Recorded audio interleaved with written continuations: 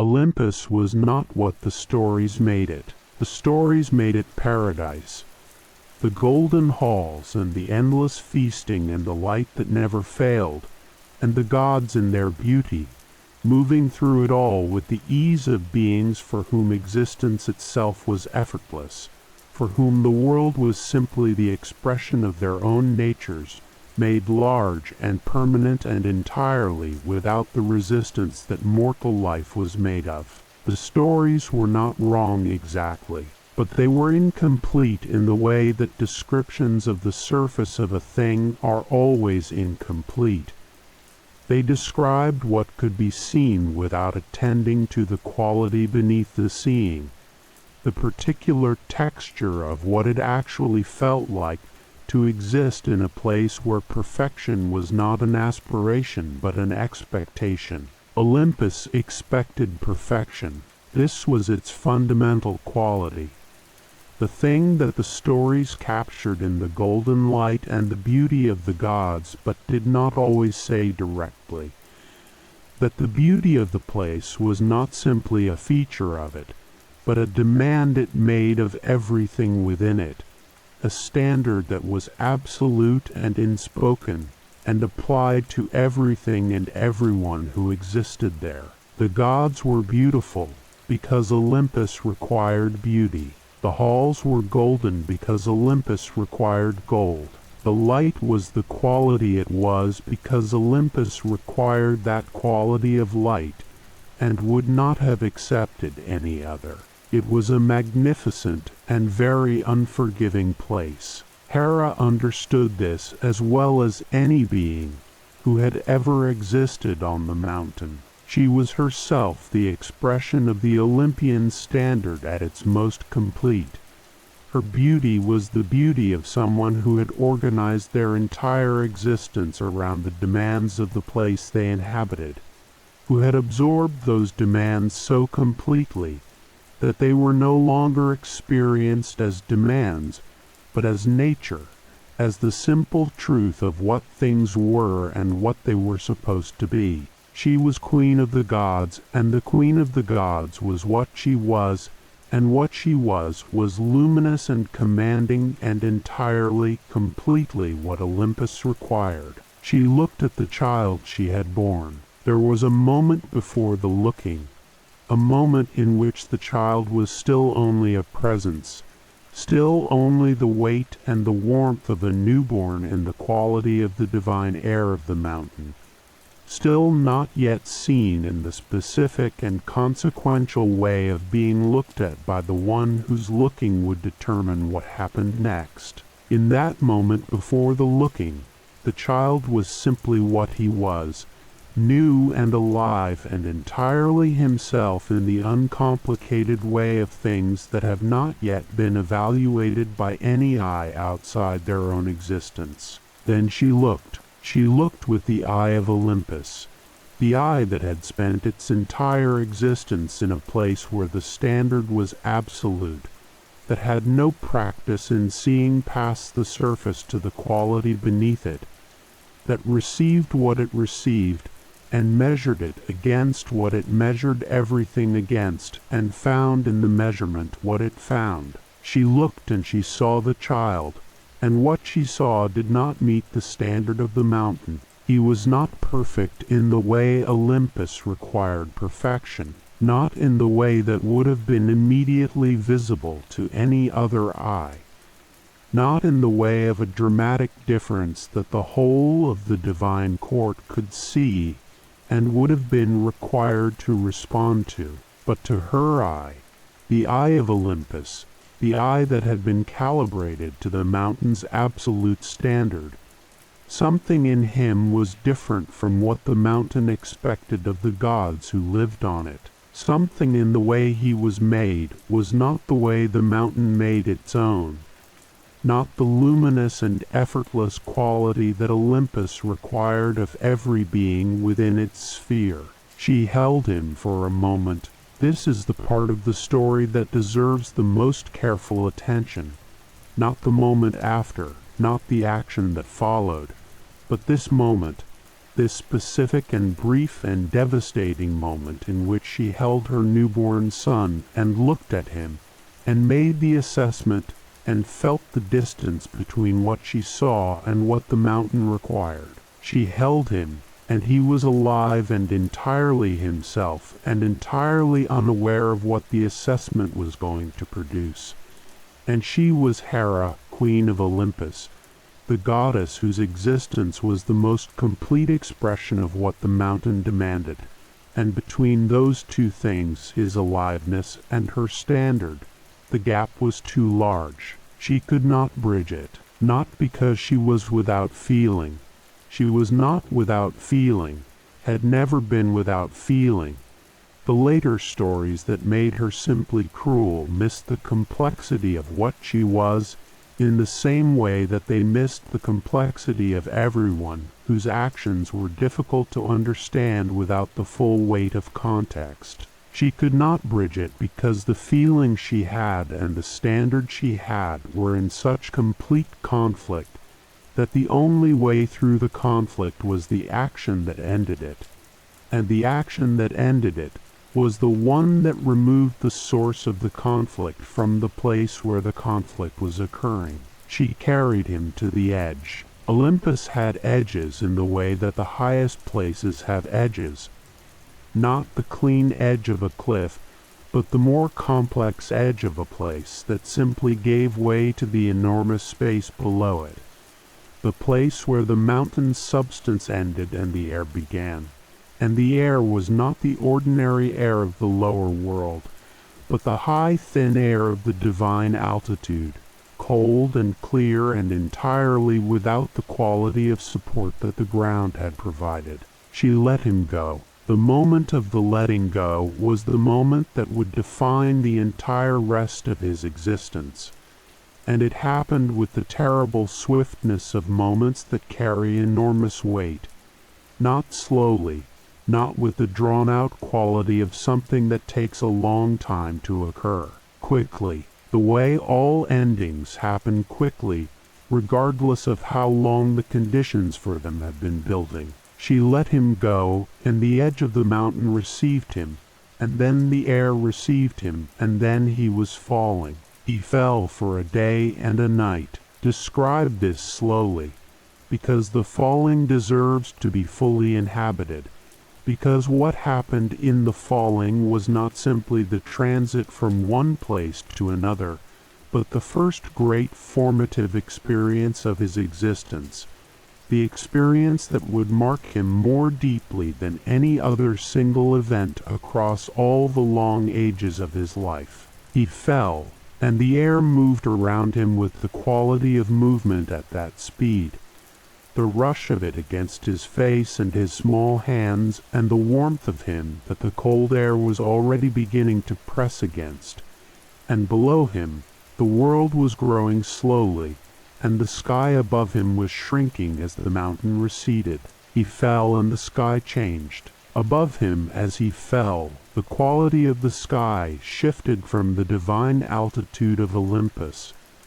That particular quality of the air at the mountain's height, which was different from any other air in the world, which carried in it the presence of the divine in the way that the air of certain places carries the quality of what has happened in them. To the ordinary sky of the mortal world, the sky that was simply the sky, blue and vast and entirely without the specific quality of the place he had just come from. He fell through cloud. The cloud received him the way cloud received everything that passed through it, with the damp and formless quality of water that had not yet decided what shape it was going to take, that existed in the between state of the almost rain.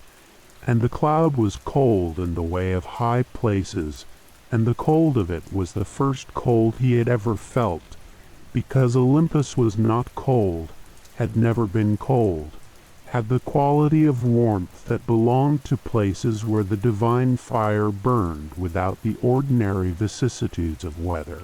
He came through the cloud, and the world was below him. He could see it, the world, the actual surface of the world with its mountains and its sea and its particular quality of being real, in the way that only the physical world was real, that had the texture and the density of matter rather than the luminous quality of the divine. He could see the sea in particular, the wide and dark quality of the sea in the early morning light, the particular quality of water seen from height, which was not the quality of water seen from its own level, but something more like the quality of a surface, of a material that had a texture and a color, and a particular way of receiving the light. He fell toward it. He fell toward the island. Lemnos rose from the sea in the quality of islands seen from above,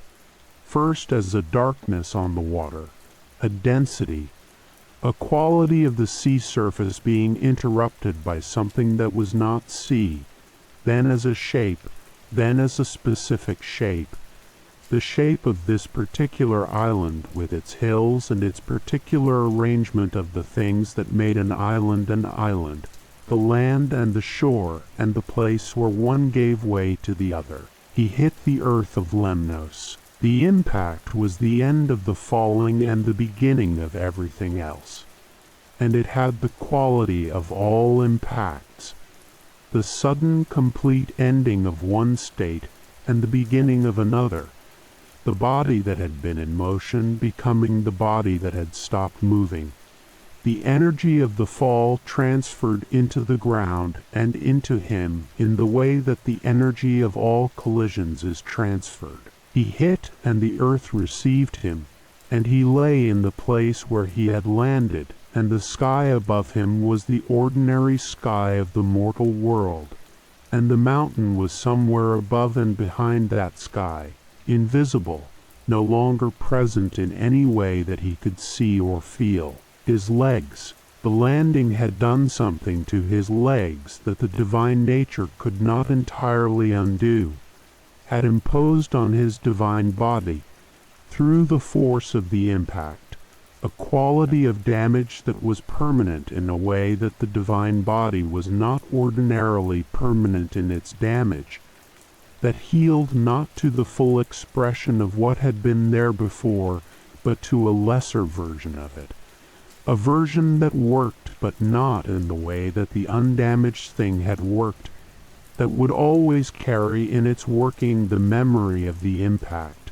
the permanent consequence of the fall in the body of the one who had fallen. He could not stand at first. He lay in the place where he had landed, and the earth was warm against his face, in the way of earth that has been in the sun, and the smell of it was the smell of the real world, soil and grass, and the particular compound smell of the living earth, so different from the quality of Olympus that the difference itself was a kind of information, told him something about where he was by telling him how different it was from where he had been. The Sintians found him. They came in the way of people who find something unexpected in their landscape, with the caution of beings who understand that the world sometimes produces things outside the ordinary range of what they have been prepared for, that the appropriate response to such things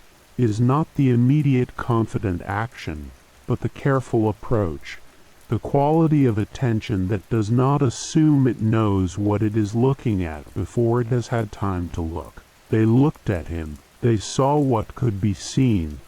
A child, injured, lying in the place where something had clearly fallen from a considerable height, carrying about him a quality that was not the ordinary quality of the children they knew, something in the light around him and the quality of his presence that said he was not what they would ordinarily have expected to find in the impact site of a falling thing. They took him in, not with ceremony, not with a recognition of divinity that the stories sometimes attributed to those who received the divine in unexpected forms. with the simple and straightforward decency of people who find a child who is injured and alone, and understand without needing to understand anything else about the situation, that the correct response is care.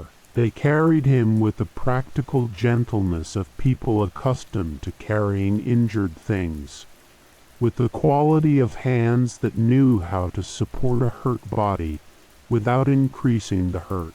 They brought him to the warmth of their settlement. He lay in the warmth, and the Sintians moved around him with the ordinary sounds of their ordinary lives, the sounds of the living world, of people going about the work of their days, the particular texture of human community that was so different from the divine court of the mountain and so much more immediately and physically present. He looked up at the sky. The sky above Lemnos was the sky of the mortal world, blue and vast and entirely without the specific quality of the mountain's altitude, the sky of a place that was simply a place rather than the place above all places. He looked up at it, and somewhere in that looking, in the lying injured on the island earth and looking up at the ordinary sky, was the beginning of the understanding that would take years to fully form, but was present here in its earliest and most essential quality. He was here, not on the mountain, not in the golden halls, not in the place where the standard had been applied, and he had been found insufficient. He was here, on the island, with the earth against his back, and the ordinary sky above him, and the sounds of the Sintians moving around him with their simple and unceremonious care. He did not yet know what here would become. He did not yet know about the fire or the forge, or the things his hands would learn to make across the years that were ahead of him. Did not yet know that the island would be the place where everything he was going to be would begin to become itself. That the fall that had brought him here was also the beginning of the making, and that the making would be the answer to everything the fall had taken from him. He only knew that he was here, and the sky was the ordinary sky, and the earth was warm, and the Sintians moved around him with their hands that knew how to carry hurt things carefully, and the island received him in the way that the earth receives all things that come to rest on it, without judgment, without the specific and terrible assessment of the Olympian standard, simply with the quality of the ground being what the ground was, present and solid and entirely indifferent to whether what rested on it was luminous or not. He closed his eyes. The warmth of the Sintian hearth reached him where he lay, the first hearth warmth he had ever felt,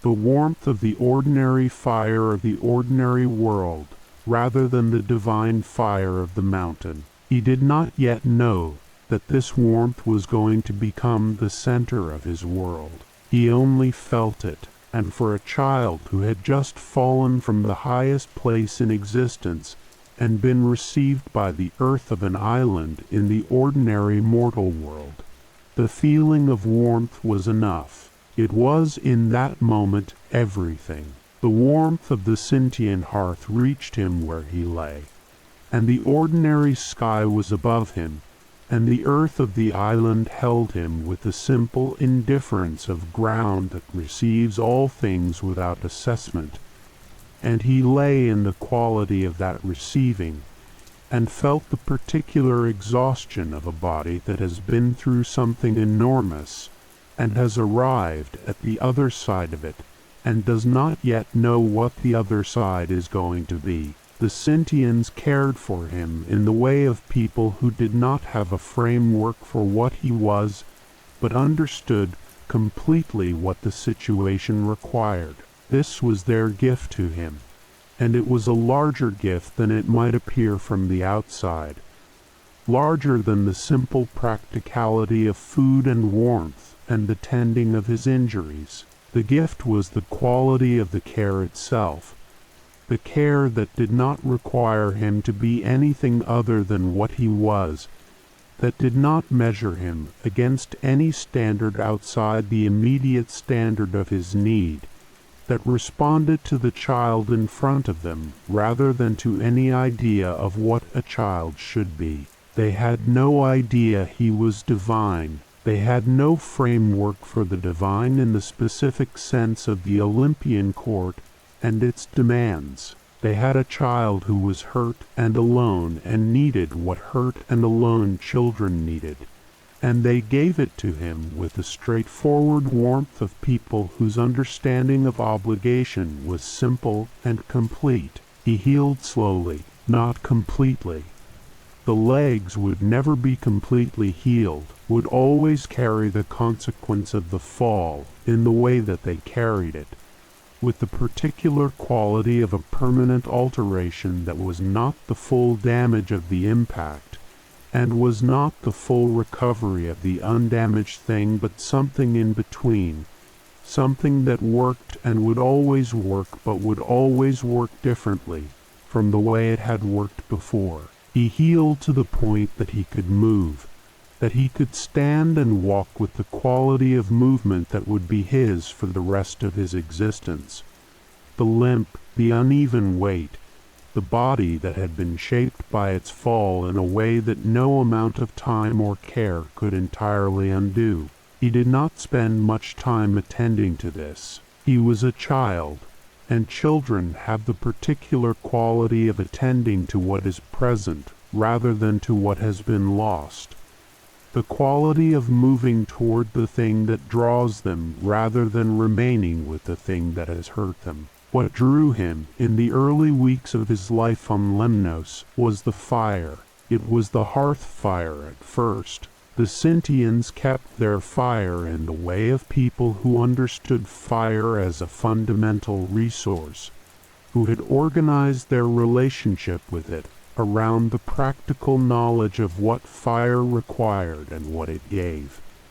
The feeding of it, the banking of it at night to preserve the coals for morning, the specific quality of attention that a fire needed to remain a fire rather than becoming ash. He watched them tend it with the quality of attention that would become the signature of everything he did. Total, absorbed, the kind of watching that was not passive reception but active inquiry. The watching of someone who was not simply seeing the fire but trying to understand it. What was it? This was the question his watching was asking, though he would not have been able to articulate it as a question in any formal sense. He was too young for formal articulation, and the watching was happening at a level below the level of language, at the level of the deep attention that precedes understanding and makes understanding possible. He watched the fire, and he was asking with his whole body and his whole attention what fire was, what its nature was, what it did, how it did it, what happened in the relationship between the fire and the wood it consumed and the heat it produced and the light it made in the dark. He began to sit close to it, closer than was comfortable, closer than the Sintians thought was wise, close enough that the heat of it pressed against his face and his hands with the quality of something that was not quite pain and was not quite pleasure, but was something between those two things, the particular sensation of being at the edge of what the body could endure, the threshold between warmth and burning. He sat at this threshold, and he felt it with the same quality of total attention that he gave to the watching, felt the specific quality of where warmth became heat and heat became danger, felt the point at which the fire communicated through the medium of the air between it and his skin exactly where the boundary was. He did not cross it. He learned the boundary instead, learned it through the patient and repeated testing of it, through the slow accumulation of the experience of sitting close to the fire across many evenings, learning what close meant and what too close meant, and what the exact quality of the sensation was at the precise distance from the flame at which the relationship between the fire and his skin was most fully itself, not dangerous, not merely warm, but the exact and specific quality of the presence of fire at its proper distance. Then he found the ore. He found it the way children find things, not by searching in any systematic sense, but by moving through the landscape of the island with the quality of attention he brought to everything, the quality of attention that made the world constantly interesting, that found in the ordinary surface of things the invitation to inquiry that most beings move through without noticing. He found a piece of rock that was heavier than it should have been for its size, that had a color and a texture that were different from the rocks around it, that communicated in the particular way of things that are not simply what they appear to be on the surface, a quality of containing something. He carried it back. He carried it with the particular care of a child who has found something that seems important, something that the instinct says deserves more attention than the moment allows, something that needs to be brought somewhere where it can be properly attended to. He brought it to the fire, and he held it close to the heat, not knowing what he was doing in the sense of having a theory about what the heat would do to the rock, but doing it with the quality of an intuition that the fire and the rock had a relationship that had not yet been revealed. Nothing happened at first. The rock was a rock, and the fire was a fire, and the relationship between them was not yet visible. He held it in the heat for a while, and the rock was warm, and that was all.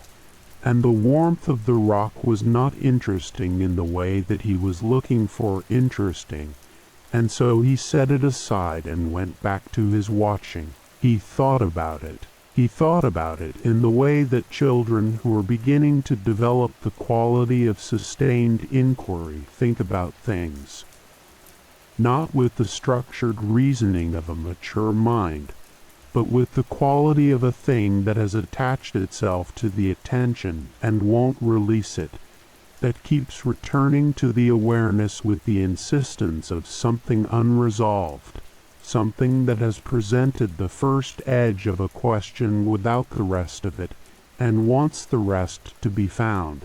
He built a better fire, not intentionally in the sense of having a plan, but he began in the days following to pay a different kind of attention to the fire, not just the watching of it, but the tending of it, the learning of how to make it hotter, how to feed it in the way that produced the most heat rather than simply the most flame, how to arrange the wood so that the air moved through it in the way that air moved through a fire when the fire was burning at its fullest capacity. He was building a forge without knowing that was what he was building. He learned that the fire was hottest at its base, that the wood that had been burning longest and was closest to coal produced more heat than the wood that was freshly added, that the arrangement of the burning material mattered, that there was a way of arranging it that allowed the fire to breathe, and a way that choked it, and that the fire that breathed burned hotter and cleaner and more completely than the fire that did not. He learned these things not through instruction, but through the patient and repeated experiment of someone who has no framework for what they are doing except their own accumulated observation. He brought the rock back. He brought it back to the better fire, and he held it closer this time, deeper into the heat, into the part of the fire that he had learned was the hottest part, and he held it there with the patience of someone who understood from his weeks of learning the fire's nature that the relationship between fire and material required time as well as heat, that the fire worked on things at its own pace, and the pace required waiting. Something changed. It was subtle at first, a quality of the rock that was slightly different from what it had been, a slight change in the way the light moved across its surface, the color of it shifting in a way that was not the color of simple warming, but something more than that, something that was happening inside the material rather than simply on its surface. He watched this change with the quality of attention he had given to the fire itself, total, absorbed, the watching that was also asking. Then the surface moved, a small and extraordinary thing.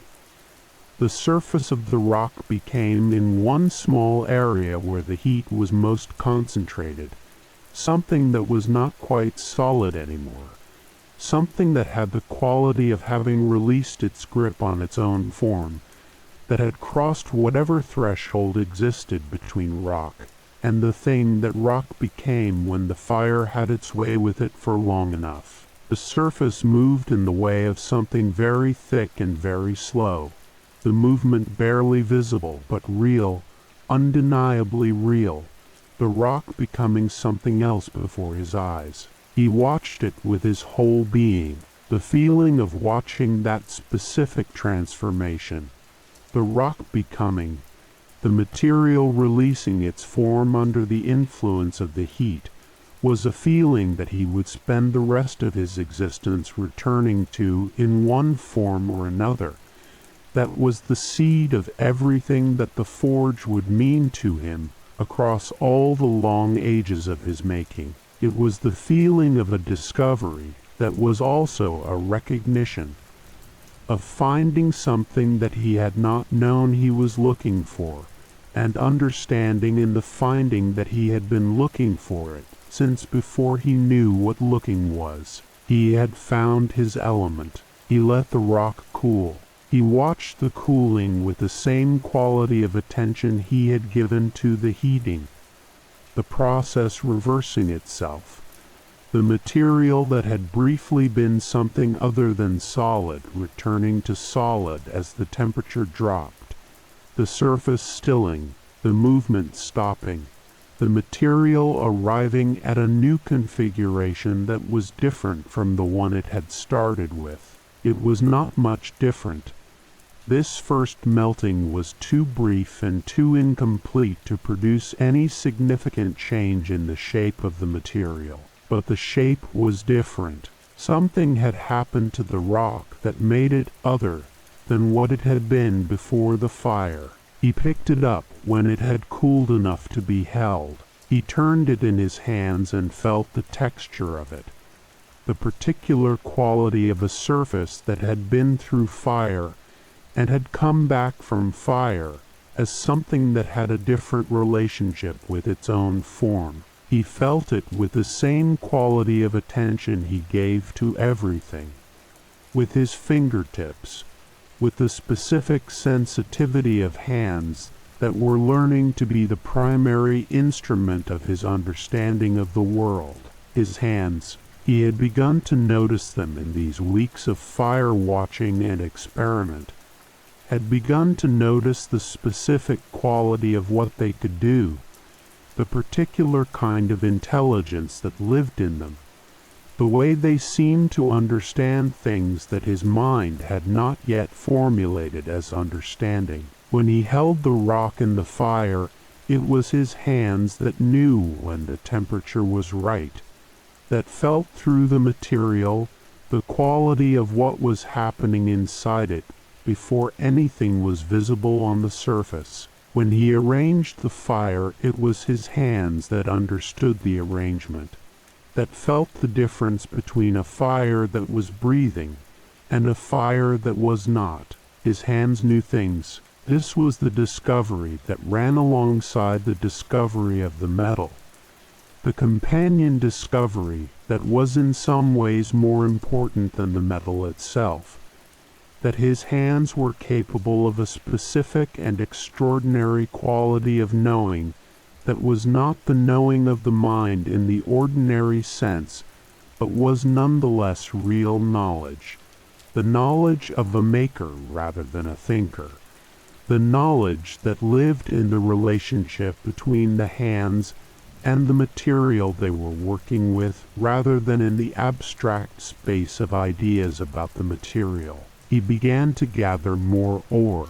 He gathered it with the systematic quality of someone who has found something important and wants more of it, who understands that what they have found is not sufficient for what they are beginning to understand that they want to do. He went into the landscape of Lemnos, and he looked with new eyes, with the eyes that had learned what ore looked like in the landscape, that had learned the particular color and weight and texture of the material, that had the relationship with fire that he had discovered.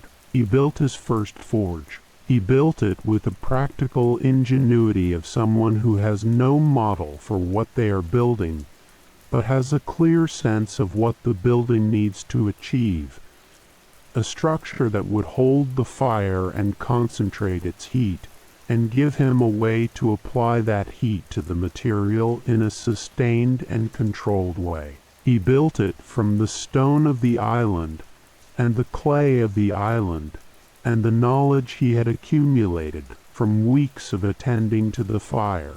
It was rough. It was by no means the forge it would become later, not the forge of the grown god who had spent decades refining his understanding of what a forge needed to be, but it worked, in the sense that it concentrated the heat and held the fire in a way that the ordinary hearth fire could not. He put metal in it. He had found in his gathering of ore a piece that was different from the others, more obviously metallic, more completely what it was, rather than the mixed quality of ore that was rock as much as metal. He put this piece in the forge, and he worked the fire with the bellows he had improvised from the materials available to him, and he watched the temperature rise with the quality of total attention he had been practicing. The metal moved, not as the rock had moved,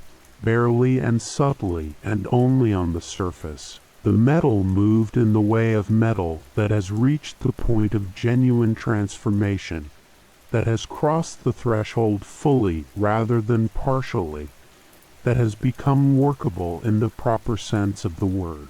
It moved with the particular quality of liquid metal, dense and slow and entirely itself in its altered state, not the rock anymore, and not yet the thing it was going to become, but the between, the state of pure potential, the material that had released its previous form and had not yet taken its new one. He had nothing to work it with. He had not yet made the hammer.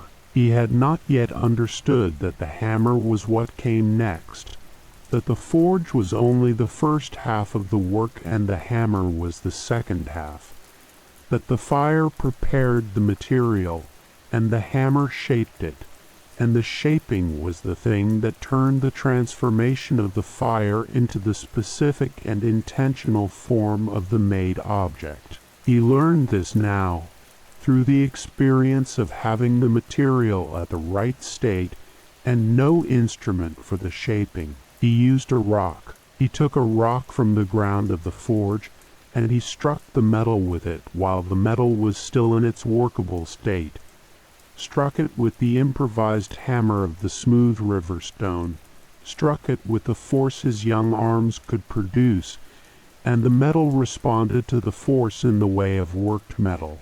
It moved, it yielded, it accepted the impression of the force in the form of a slight change in its shape. He struck it again, and again. Each strike was a learning, the learning of how the metal responded to force at this temperature, of how much force was required to produce how much movement, of how the movement produced by one strike affected the response to the next strike, of the relationship between the hammer and the material that was the fundamental relationship of all his work for the rest of his existence. The metal cooled. He had not worked quickly enough, had not yet understood that the window of workability was defined by the temperature of the material, and that the temperature fell as the material was worked, and that there was a rhythm to the forge, a rhythm of heating and working and reheating and working again, that the maker had to learn and internalize and move with the way a musician moved with the rhythm of music. The metal cooled before he had made anything from it, cooled back into its solid state with the slight impressions of the riverstone hammer on its surface, the traces of his first working present in its new form. He looked at it. He looked at the slight impressions on the cooled metal surface, and he felt something that he could not have named, but that was the earliest form of the feeling he would spend his entire existence refining. The feeling of the made thing, the feeling of an object that existed in the world that had not existed before his hands had worked it. The impressions were not a shape in any meaningful sense. They were not a tool or a weapon or anything that could be used. They were simply the evidence of the working, the record of the strikes, the material holding the memory of what the hands had done to it. But they were real. He had made them. His hands had done that, had taken the material at the state the fire had brought it to, and had imposed on it the force of his intention, and the material had held the impression. And the impression was there in the cooled metal as something that had not been there before he had begun. He was not satisfied. Satisfaction was not the quality of what he felt, because what he had made was not what he had been trying to make, was not close to what he would eventually understand how to make, was the roughest and most preliminary beginning of the thing that making was. But beneath the dissatisfaction was something else, something that was more important than the dissatisfaction and would prove more durable than it. The knowledge that this was the direction, that this thing, the fire and the metal and the hammer and the learning of the relationship between them, was the thing that his hands were made for, and his attention was made for, and his whole particular quality of existence was made for. He put the metal back in the fire. The Sintians watched him from a distance with the particular quality of people who have understood that someone in their community has found the thing they are for, and who respond to this, not with interference, but with the particular quality of respect that the recognition of calling produces in those wise enough to recognize it. They watched him tend his rough forge in the corner of their settlement, and they felt in his watching the quality of someone who was not playing but working, not experimenting idly, but pursuing with total seriousness the first edge of a knowledge that was going to take a very long time to fully develop. They gave him space. The fire burned in the rough forge. The metal waited in the heat for the temperature that would make it workable, and the young god sat before it with his damaged legs folded under him, and his eyes on the fire and his hands ready. And the island was around him with its ordinary sky and its ordinary ground and its ordinary human sounds, and he was entirely, completely, and for the first time since the fall, in the right place. The fire burned in the rough forge, and the metal waited in the heat for the temperature that would make it workable, and the young god sat before it with his eyes on the flame and his hands ready, and the island held him in its ordinary and unceremonious way, and he was in the right place, and the right place was enough to build everything else from. The years came. They came in the way that years come when you are deep in the work of learning something that cannot be rushed, not as a sequence of events that could be pointed to and named and arranged in order of their importance, but as a continuous and accumulating quality. the quality of a person becoming more themselves through the process of sustained and serious engagement with the thing they are for.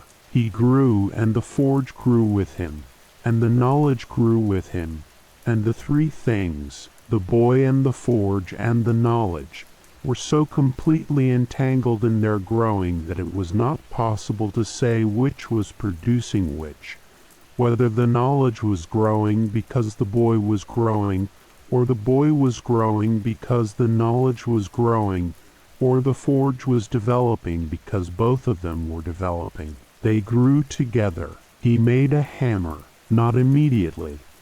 The hammer came after weeks of working with the river stone and understanding through the working the specific ways in which the river stone was insufficient, the ways in which it was the wrong shape for the force it was being asked to apply, the wrong weight for the work it was being asked to do, the wrong material for a tool that was going to be used repeatedly in the heat and the force of the forge. He understood what the hammer needed to be before he understood how to make it, and this sequence, the understanding preceding the making, the clear sense of the required form arriving before the knowledge of how to produce that form, was the sequence that would characterize all his greatest work. The vision of the thing preceding the making of the thing by exactly the amount of time it took to develop the skill the making required. He made the hammer from iron ore that he had gathered and smelted in his rough forge, learning through the smelting the particular quality of iron, its stubbornness, its resistance to the fire, the higher temperature it required before it became workable, the different quality of its workability compared to the softer metals he had experimented with first. Iron was difficult. It demanded more of the fire and more of the maker, demanded a precision of temperature and timing that the softer metals did not demand, demanded that the maker understand the material more completely before the material would yield to the making.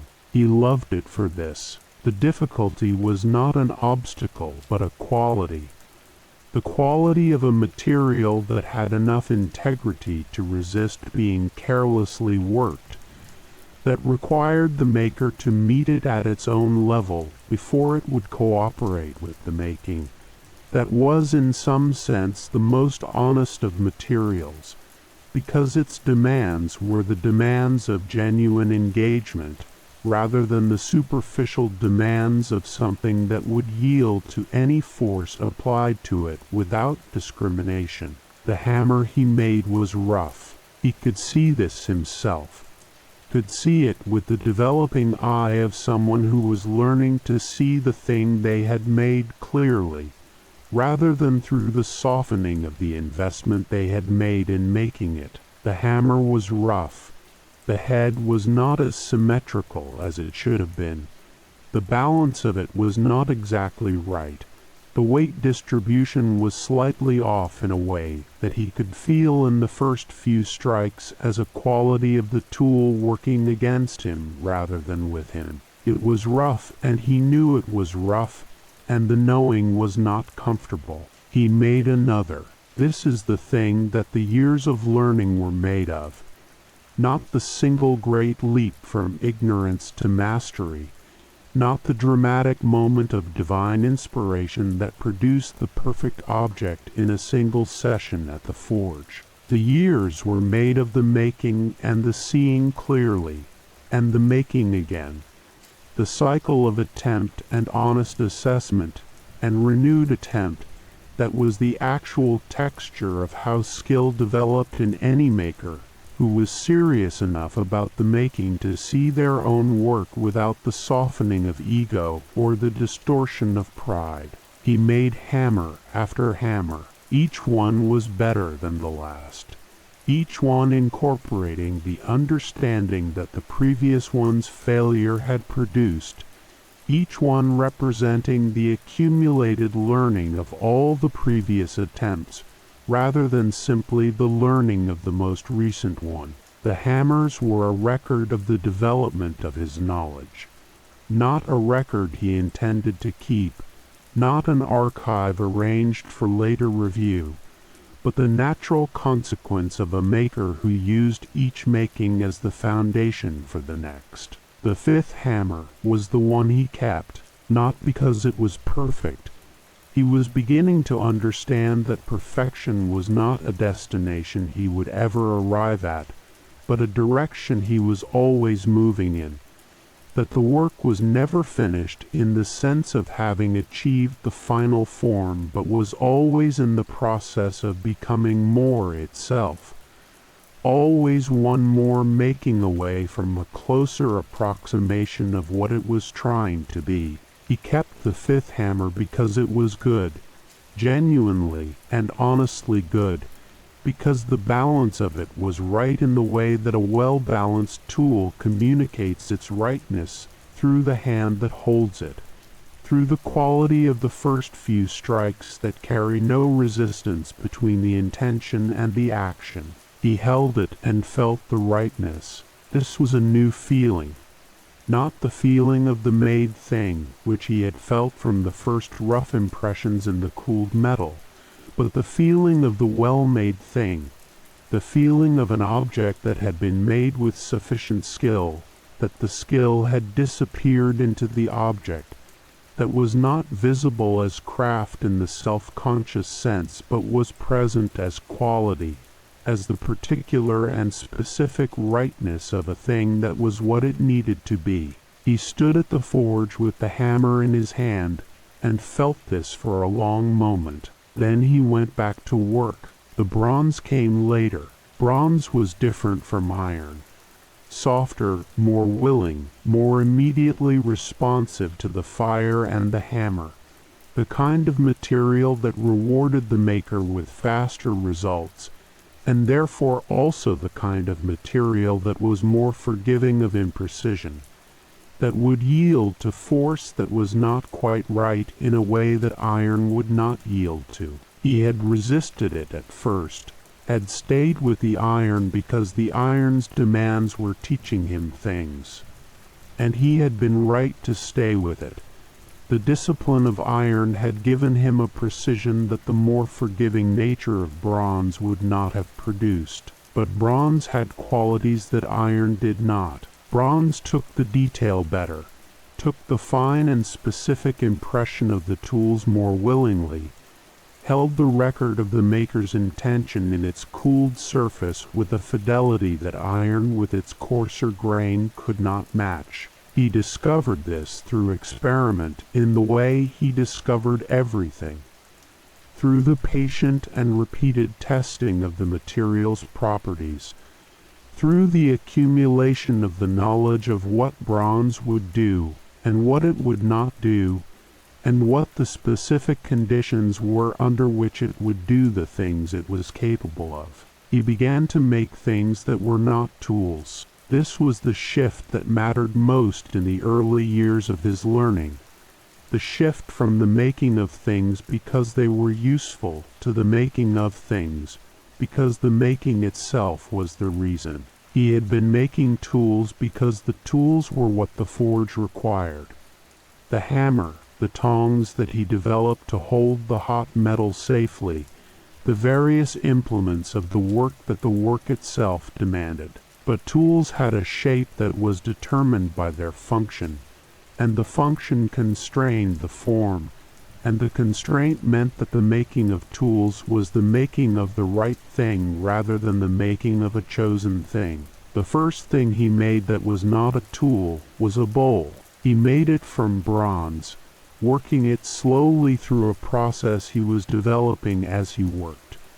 The raising of the form from a flat disk of metal, through the patient application of the hammer to the outside of the developing curve, the metal being persuaded rather than forced into the shape he was making. The bowl required a different quality of attention from the tools, not the precision of the well-balanced hammerhead or the right grip of the tong handle, but the attention to form itself, to the quality of the curve and the relationship between one part of the curve and another, to the thing that the bowl was as a shape before it was a thing. He worked it slowly. He worked it over many sessions, reheating and working and reheating, developing the form in increments, attending at each stage to the quality of what was emerging, and adjusting the subsequent work in response to what had emerged,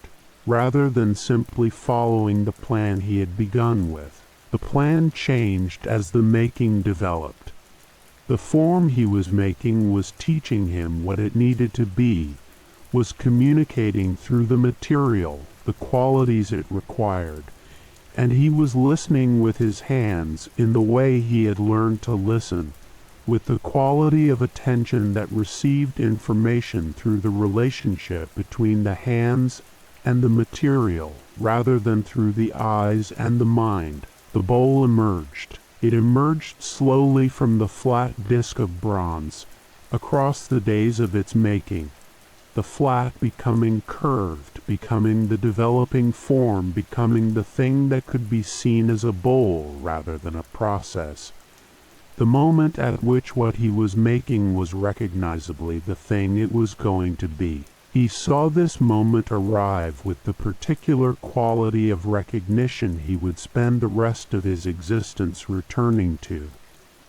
The moment when the potential of the material became the actuality of the object, when the plan became the made thing, when the process resolved into the form. He finished it. He finished it with the quality of a maker who had learned that the finishing was its own form of skill, distinct from the forming, the work of bringing the surface to the quality that the form deserved, the work of attending to the last small details that determined whether a well-formed thing was also a well-finished thing or a well-formed thing that had been abandoned at the point where the major work was done. He filed and polished and attended to the surface with the tools he had made for exactly this kind of attending, and the bowl came to the quality of what it was. He held it. He held it in both hands and turned it in the light of the forge fire and looked at it with the clear and honest eye he had been developing across all the months and years of the making. The eye that saw what was there rather than what he had wanted to make, that registered the quality of the object without the softening of the investment that had produced it. He looked at it, and he saw what was there. It was beautiful. This surprised him, not the fact of its being well made. He could see that it was well made, could see the quality of the form and the finish with the developing eye of someone who understood what well-made meant because they had made so many things that were not well-made, and had learned through the not well-made things what well-made looked like. The well-madness did not surprise him. What surprised him was the beauty, which was something beyond the well-madness, something that the well-madness was necessary for, but was not sufficient to produce. The beauty was in the quality of the curve. The bowl had a curve that was right, not only in the functional sense of being a curve that would hold what a bowl needed to hold, and be comfortable to use in the ways a bowl needed to be used. It was right in a way that went beyond function, right in the way that certain curves are right independently of any use they might be put to. Right in the way that the curve of a wave is right, or the curve of a sleeping shoulder is right. The rightness being not the rightness of purpose, but the rightness of form itself. The sense that this specific curve at this specific proportion was the expression of something that was true about what curves could be. He had made it without intending to make it beautiful. He had been attending to the making, to the quality of the form, to the relationship of the parts, to the finishing, and the beauty had arrived not as the result of a decision to make something beautiful, but as the consequence of the attention to the making itself. the way beauty sometimes arrives, as a consequence of the full and honest attention of a skilled maker who is attending to what the thing needs to be, rather than to what effect the thing will have. He sat with the bowl in his hands for a long time. He sat and he felt what the feeling of making a beautiful thing was. The particular and unrepeatable quality of having produced something that exceeded the sum of what had been put into it, that was more than the skill and the material and the time and the attention, that had something in it that was not quite any of those things, but was the consequence of all of them in the right proportion, in the proportion that the making had found rather than that the maker had calculated. The forge was quiet around him. The fire burned at its low evening quality, the banked quality of a fire that had been working hard through the day and was now at its rest, giving heat without the full force of the working fire, the comfortable heat of embers rather than the serious heat of the forge at full operation. The smell of the forge was the smell that had become the smell of his life, the metal and the fire and the particular compound smell of a space where hot things and cool things coexisted, where transformation was the constant condition, and the smell of transformation had settled into the stones. The Sintians were moving through their evening around him. He heard them at a slight distance, heard the ordinary sounds of the community at the end of its day, the sounds of the meal being prepared, the sounds of people settling after the work, the particular quality of human sound in the evening that was different from the morning quality and different from the midday quality, the sound of a day completing itself in the way that days completed themselves for people who worked with their hands and their bodies and felt the completion in the tiredness of both. He was tired. He was tired in the way he had learned to be tired from the forge. The specific and complete exhaustion of a body that had given everything it had to give to the work, that had no reservation of energy remaining, that had spent itself entirely in the service of the making and was now entirely spent. It was a tiredness that was also a satisfaction, the tiredness of completion rather than the tiredness of defeat, the tiredness of someone who had done the thing they were for, and found in the doing that it was worth the doing. He set the bowl down. He set it on the stone beside the forge, and he looked at it in the firelight, the bronze taking the warm quality of the ember light and returning it as something slightly warmer, slightly more golden, the particular quality of bronze in firelight that he had been learning to love across all the months of working with the material. The bowl sat in the firelight and was beautiful and was his, not his in the sense of possession, not the bowl as a treasure to be kept and protected, his in the sense of having come from him, having passed through his hands and his attention and his particular quality of engagement with the material, carrying in its form the consequence of his years of learning and his months of making this specific thing. He leaned against the stone of the forge. His legs were what they were, the permanent quality of the fall present in them, as always, the body that carried its beginning in the specific and unalterable way that the body carries what has shaped it, not with pain in the acute sense, but with the quality of a difference that was always present, always the condition of every standing and every walking and every sitting at the forge. He leaned against the warm stone and felt the warmth of it through his back, and the warmth of the embers on his face, and the tiredness of the well-worked day in his whole body. He looked up at the sky above the forge. The sky above Lemnos in the evening was the sky he had been learning across all his time on the island, the ordinary sky of the mortal world, the sky that had no quality of the divine altitude about it, that was simply the sky, doing what the sky did in its ordinary and faithful way.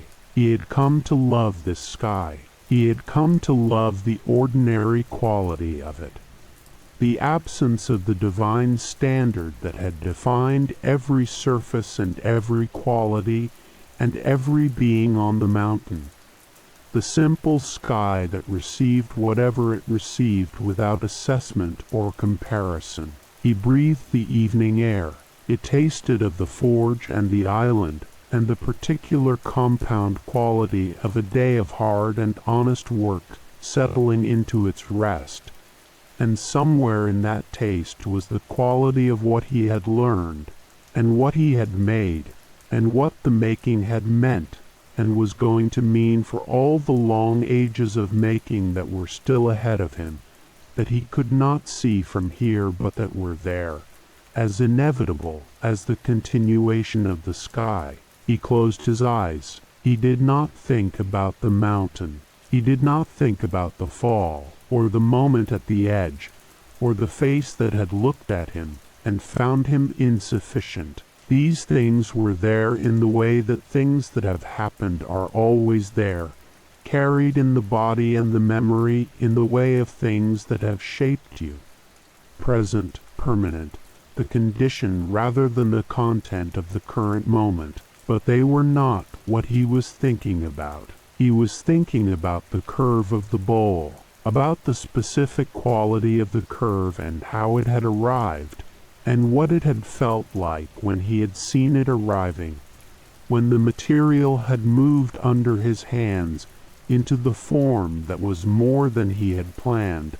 That was the consequence of his full attention rather than the execution of his initial intention. He was thinking about the moment of the arrival of the beautiful thing, and what that moment was, and why it was what it was, and whether he could find his way to it again. He could.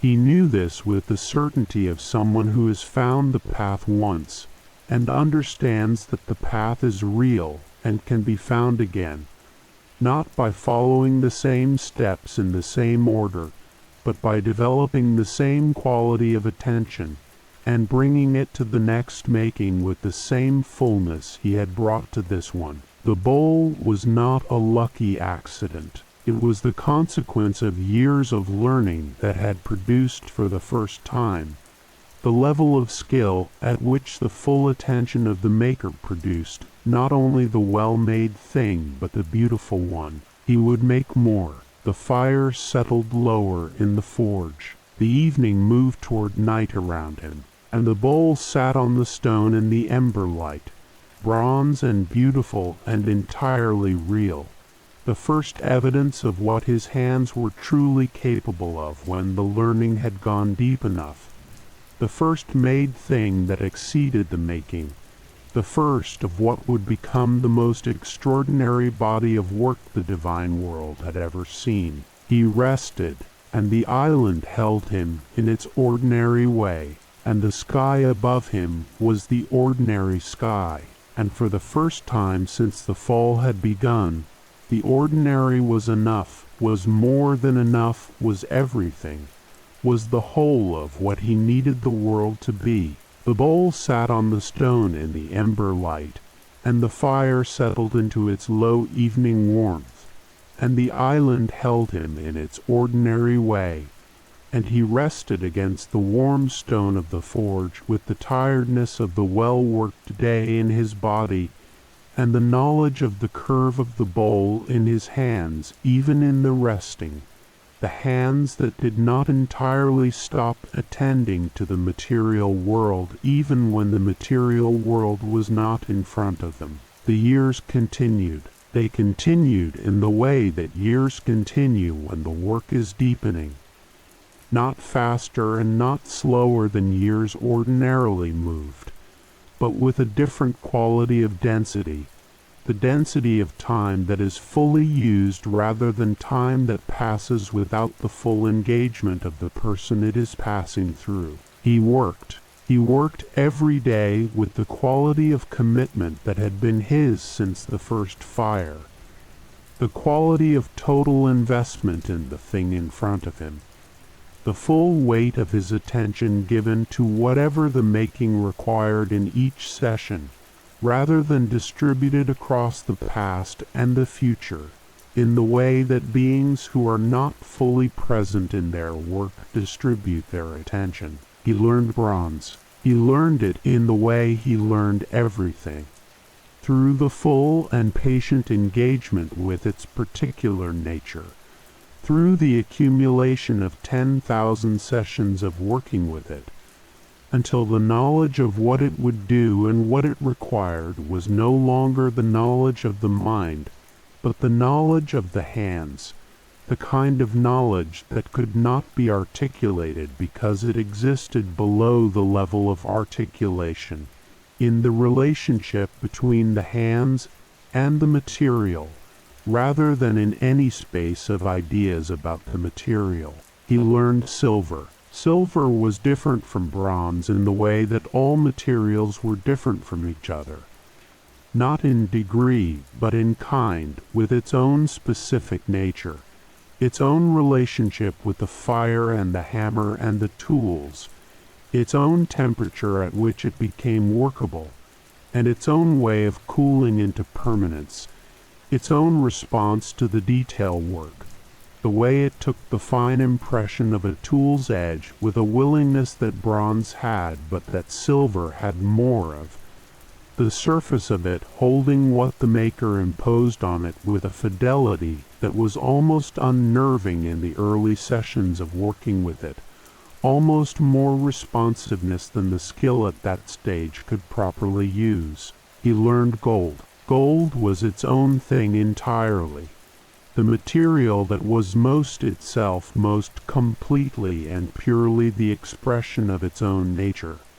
The warmth of it, and the weight of it, and the particular quality of its color in the light of the forge, which was not the yellow of other yellow things, but the specific yellow of gold, the yellow that had no mixture in it. That was entirely what it was. It was the most forgiving of the metals in some ways and the most demanding in others. Forgiving because it was the softest of the metals he worked, and therefore the most immediately responsive to the hammer and the detail tools. Demanding because its softness meant that every imprecision was preserved rather than obscured, that the quality of the making was held in the surface of the finished thing without any of the coarser grain of iron or bronze to soften what the maker had left. Gold showed everything. He loved this too. He loved the honesty of it, the way it required the maker to be as good as what they were trying to make, rather than allowing the material to compensate for the maker's insufficiency. He spent months working with gold before he trusted himself to make anything from it that was worth the material. Spent months simply learning the quality of it, the specific sensitivity of it, the particular relationship between his hands and this material that was more intimate and more demanding than his relationship with any of the others. Then he began to make the things that were worth making from gold, not yet the extraordinary things, not yet the things that would eventually make his name something that even the gods spoke of with a quality of awe that they gave to very little in the world, but things that had the quality of being genuinely made, genuinely worth the material, things that were not simply demonstrations of skill, but expressions of the understanding that the skill had developed in him, understanding of form and proportion and the relationship between the surface and the thing the surface expressed. He made small things at first, a pin with a head in the form of a flower, the petals worked individually and attached at the center with a precision that the months of gold working had made possible. Each petal slightly different from the others in the way of actual petals, having their own curve and their own slight irregularity, not the false perfection of the made thing that was pretending to be a natural thing, but the genuine character of a maker who had attended to what petals actually were, and had brought that attention to the making, a clasp in the form of two hands holding each other. He had looked at hands, had looked at his own hands and the Sintian's hands, and the particular quality of what a hand was when it was at rest, and what it was when it was holding, and what the specific quality of the holding was, the way two hands that were holding each other had a quality of form that was different from the form of each hand individually, the way the coming together of the two forms produced a third form that was the form of the connection rather than of either of the things connected. He made this. He made it in gold with the skill he had by then, and the understanding he had by then. And when it was finished, he held it in his palm and looked at it, and felt the particular quality of having made something that was not only beautiful but true, that expressed in the form of the made thing something that was actually true about the world, something that he had seen in the world and had found a way to put into the form of the object, so that the object carried that truth and gave it to whoever held it. This was new. This was the next thing after the beauty of the bowl. The understanding that the made thing could carry meaning, could be the expression of a specific and genuine perception, rather than simply the demonstration of skill, or even the achievement of beauty. The clasp in the form of two hands was beautiful, and it was also true, and the truth of it was not separate from the beauty, but was the source of the beauty, was the reason the form worked the way it worked, was what made the beauty not merely pleasing but significant. He understood something. He understood it in the way he understood everything, not as a proposition reached by reasoning, but as a direct perception, the kind of understanding that arrived through the hands rather than through the mind, through the process of making rather than through the process of thinking about making. He understood that the thing the forge was for was not the demonstration of skill, not the achievement of technical perfection, not even the making of beautiful objects in the simple sense. The thing the forge was for was the expression of truth in the form of made objects, the use of the skill and the material and the fire to make visible and permanent and holdable things that were true about the world, things that could carry the perception of the maker in the form of something that existed in the material world and could be held and used and passed from hand to hand. He thought about his mother.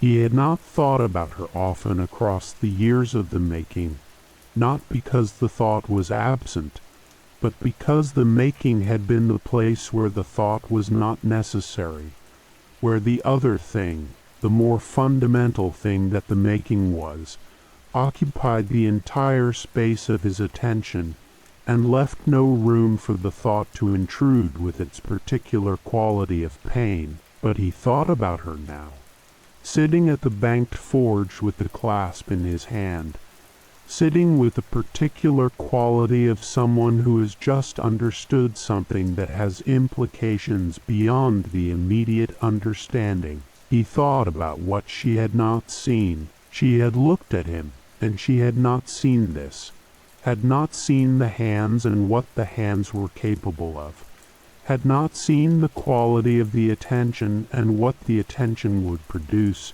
had not seen the particular kind of intelligence that lived not in the luminous surface of the divine, but in the relationship between the maker and the material and the fire. She had looked with the eye of the mountain, and the mountain's eye had not been calibrated to see this, had been calibrated to see luminosity and effortless beauty, and the specific kind of divine perfection that the mountain required of everything within its sphere. She had not seen him. He sat with this thought for a long moment, and felt the quality of it. Not the acute pain of the moment of the fall, not the shock of that original rejection, but something older and quieter and more settled than pain, the quality of a grief that has been carried for long enough that it has become part of the texture of the existence that carries it rather than a separate wound. He felt it with the same quality of honesty he brought to the assessment of his own work, clearly, without softening, seeing it for what it was. Then something shifted. He looked at the clasp in his palm, and then he looked at the forge, and then he looked at his hands, and in the looking he felt the shift arrive in the way that the most important understandings arrived. Not with drama, not as a revelation that changed everything in an instant, but as the quiet settling of something that had been building for a long time finding the moment of its completion. He would make her something. The thought arrived with the full weight of everything that had preceded it. The years of learning and the development of the skill, and the understanding of what the made thing could be and carry and mean, all of it present in the thought as the background from which it arose. The thought not being separate from all of that, but being the specific form that all of that had been building toward. He would make her a throne. He sat with this for a long time. He sat with it and felt the quality of it, felt the various qualities that were all present in it simultaneously. The love that had never entirely stopped being love despite everything that love had been given reason to become. The grief of the not being seen, the desire to be seen now, to be seen in the only language he had for saying the most important things, which was the language of the made object. He felt the anger in it too. He was honest enough with himself to feel the anger, to acknowledge that the throne was not only the expression of the love, but also the expression of the grief and the anger that the love had had to carry across all the years of the making. He felt all of it. He did not try to separate them. He had learned from the making that the most powerful things he made were the things that carried the full complexity of what had produced them. That the impulse to simplify the feeling before the making simplified also the made thing. That the object that carried contradiction and complexity was more alive than the object that carried only the clean and uncomplicated intention. He would let all of it go into the throne. He began to plan. The planning was a different quality of attention from the making. The making was the hands engaged with the material in the present moment of the session, but the planning was the mind ranging ahead of the hands, working out the form of the thing before the material was touched, working out the relationship between the parts and the sequence of the work and the technical challenges that would need to be solved before they were encountered at the forge. He had developed the capacity for this kind of planning across the years of making increasingly complex things, had learned that the larger and more complex the object, the more the planning needed to precede the making, that the improvisation that worked for the small object could not serve the large one. The throne would be large. It would be large, not in the simple sense of size, but in the sense of the ambition of it, the scope of what it was going to be and carry and mean. It would be the most complete expression of everything he had learned, and everything he understood, and everything he felt about the one who had looked at him and not seen him, and the one he had become in the years since the not seeing. It would be the made thing that said what could not be said in any other way. He began. He began not at the forge, not yet, not with the material.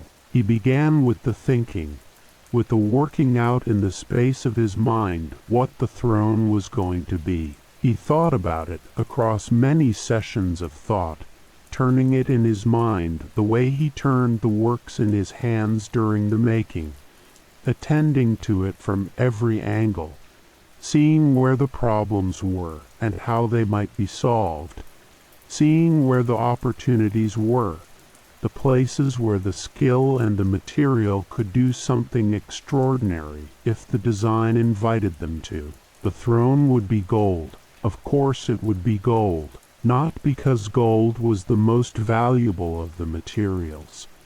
He had learned that value in the material sense was less important than value in the sense of what the material was right for. Gold was right for this because of what gold communicated, because of the warmth of it and the weight of it, and the way it received and returned light, because of the particular quality of the worked gold surface that held the maker's intention with a fidelity that no other material could match. He would carve scenes into the arms. He had been developing the technique of the carved surface across the years of his work with bronze and silver, learning how to use the fine tools he had made for exactly this purpose to impose on the cooled surface of the metal a quality of detail that went beyond the surface, that entered the material rather than simply resting on it, that produced in the flat surface the quality of depth that the carving made by the removal of the material from the places that were to remain lower. The scenes on the arms of the throne would be scenes from the world, not from Olympus, not the scenes of the divine court that a throne intended for the queen of the gods might have been expected to carry, from the world below Olympus, the world he had been living in for all the years of his making, the world he had come to know and love with the quality of love that comes from having lived in a place rather than having always been of it. The Sintians at their work, the sea around the island in its various conditions, the flat calm of the windless morning, and the textured surface of the afternoon when the breeze was up, and the quality of the water at night when the moonlight lay across it in its particular way. The world that had received him when the mountain had not. He began the forge work. He began with the gold, smelting the ore and refining it through the processes he had developed across months of working with the material, bringing it to the quality of purity that the throne required, that would make the surface capable of receiving the detail work with the fidelity he was going to need. He worked the gold into the sheets and the structural elements with the accumulated skill of years, working quickly in the sense of working without unnecessary delay, and slowly in the sense of giving each stage of the work the full time it required, not rushing the cooling, not rushing the finishing of one element before moving to the next. He worked the frame, the structural quality of the throne, the thing that made it a throne rather than simply an arrangement of gold surfaces, was worked first. The bones of the object before the surfaces, the structure that would carry everything else. He worked it with the understanding he had developed of the structural properties of the metals, the understanding that came from having made things that had failed structurally, and having learned from the failure what the structure required. Then he worked the surfaces. The surfaces were the place where the years of his finest skill development expressed themselves most completely. The carving, the chasing, the particular combination of techniques that he had been developing and refining across the years of work that had preceded this making. He worked the scenes into the arms of the throne with the finest tools he had, tools he had made specifically for this work, tools that were themselves among the finest things he had ever made, because the quality of the tools determined the quality of the work they could do. The Sintians appeared in the gold. He worked them into the surface of the arm with the quality of observation and attention that he had given to them across all the years of their care of him. The specific quality of how they moved and what their hands looked like at work, and the particular quality of their faces in the firelight in the evenings. He worked them with love, with the specific and careful love of someone who was acknowledging a debt that could not be repaid in any ordinary way by making the creditors permanent in gold. He worked the sea. He worked the waves of the sea around the island, and the quality of the light on the water, and the particular darkness of the sea at night, and the pale quality of the sea in the early morning before the sun had fully risen, working each condition of the water, from his years of observing it, finding in the metal the way of expressing what the eye had seen and the memory had held, and the hands now knew how to make permanent. Then he worked the chains. He worked them last, and he worked them with the full complexity of what he felt about them. The love and the grief and the anger and the desire all present in the making of the thing that would make whoever sat in the throne unable to rise, the invisible mechanism built into the beauty of the object, the consequence woven into the gift, the truth that the love had always had these other qualities in it, and that those qualities deserved the same honesty of expression that the love itself had been given. The chains were invisible. This was the technical achievement that exceeded everything else in the throne. Not the carving, extraordinary as it was, not the quality of the gold work, remarkable as that was, but the making of the mechanism that was built so completely into the structure of the throne that it was not visible as a mechanism at all, that looked like decoration when it was constraint, that was perceived as beauty when it was consequence. He finished the throne. He stood back from it and looked at it with the clear and honest eye he had been developing for years, and he saw what was there, a throne of surpassing beauty, the most complete and ambitious thing he had yet made, the full expression of everything his years of learning had produced, working at a level of skill and ambition and emotional complexity that none of his previous work had reached. He felt all the things the throne carried. He felt the love in it, and the grief in it, and the anger in it, and the desire to be seen in it, all of them present in the gold and the carving and the scenes of the world that had received him, and the invisible chains that were the consequence of the not seeing. He felt all of it, and he let it be all of it. Let the full complexity of what the throne was remain in the throne, rather than trying to resolve it into something simpler. He sent it to Olympus. He sent it with the quality of someone releasing something enormous, not with the confidence of having won, not with the bitterness of having taken revenge, but with the complicated quality of someone who has put the most important and most complex thing they have ever made into the world and does not know exactly what will come back from that putting out. He went back to the forge. He went back and he worked on other things, smaller things, and the days passed in the way of days at the forge, absorbed and full of the particular density of time that was fully used, the time of someone whose hands were always engaged, and whose attention was always given, and whose exhaustion at the end of each day was the good exhaustion of the completely spent. Then the news came. The throne had arrived on Olympus. The throne had been set in the great hall, where Hera received the respect of the divine court. Hera had sat in it, and Hera could not rise. He heard this, and he sat with it. He sat with the quality of the sitting that was not stillness, but the gathering of everything.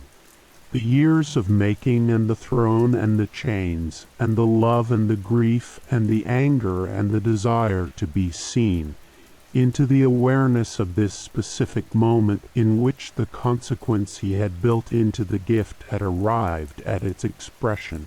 He felt what he felt. It was not triumph. He had known it would not be triumph. He had known this about himself from the quality of his own attention, had known that the thing he had made was too complex for any simple response to it. It was not satisfaction in the ordinary sense. It was something more complex and more honest than either of those things. The feeling of someone who has said the most important and most complicated thing they have ever said, and is now waiting in the particular quality of the after-saying to understand what has been heard. He waited. The forge was warm around him, and on Olympus, in the golden hall of the divine court, the queen of the gods sat in the most beautiful throne in the world and could not rise. Bound by the invisible chains her son had woven into the beauty of the gift, held by the consequence that was also the love, by the grief that was also the making, by the truth that could not be said in any other language than the language of the thing his hands had made. He waited, and the fire burned, and his hands rested in his lap, open, the palms upward in the particular position of hands that have finished their work and are waiting for what comes next, and the warmth of the forge moved through the air of the island settlement, and the sky above was the ordinary sky he had come to love, and he waited to understand what the saying of the complicated true thing was going to mean. He waited with his hands open in his lap, and the forge warm around him, and the ordinary sky above the island in its faithful way, and the news from Olympus had arrived and settled into the quality of his waiting with the weight of something that had been a long time coming and had finally come. And he sat with it in the way he sat with everything, fully present to what it was, not adding to it and not taking from it, letting it be what it was. Dionysus came. He did not come with the authority of a divine emissary, or the formality of an official summons. He came in the way that Dionysus came to most things, with the ease of someone for whom the ordinary boundaries between one place and another were suggestions rather than constraints, with the particular quality of presence that Dionysus brought to every situation he entered, which was the quality of warmth and dissolution, and the particular kind of openness that his nature produced in those around him. He came to Lemnos, and he came to the forge. He stood at the edge of the forge and looked at what was there,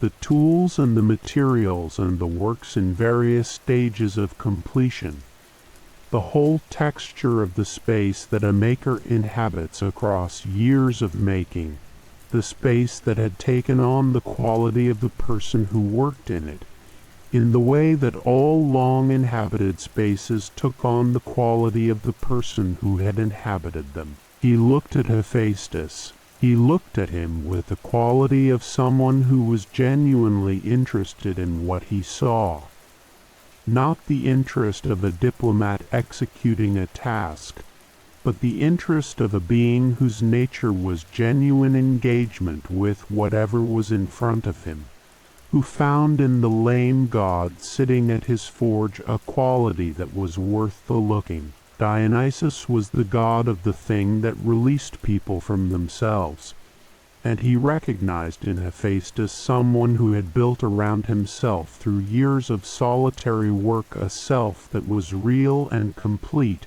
and also, in the particular way of real and complete things, something that might be ready for the release. He brought wine. He brought it in the way he brought everything, not as a transaction, not as the wine in exchange for the return to Olympus. He brought it as the expression of his nature, the offering of the thing he carried in himself and gave to those around him, the gift of the loosening that was the fundamental gift his nature had to give. He sat down at the forge. He sat with the comfort of someone who was entirely at ease wherever they were, who did not require a specific setting or a specific quality of welcome before they could be fully themselves. He sat in the forge with the ease of someone sitting in the finest hall of the finest divine palace, and the ease was genuine,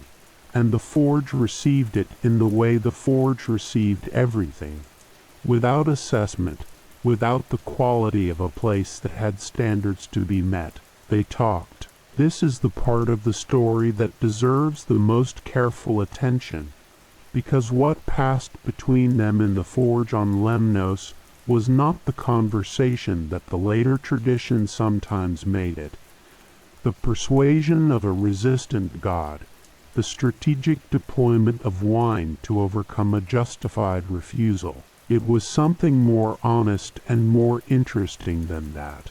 Dionysus was not deceiving him. He was not bringing him back to Olympus against his genuine will, or through the circumvention of his genuine understanding. He was doing what his nature did.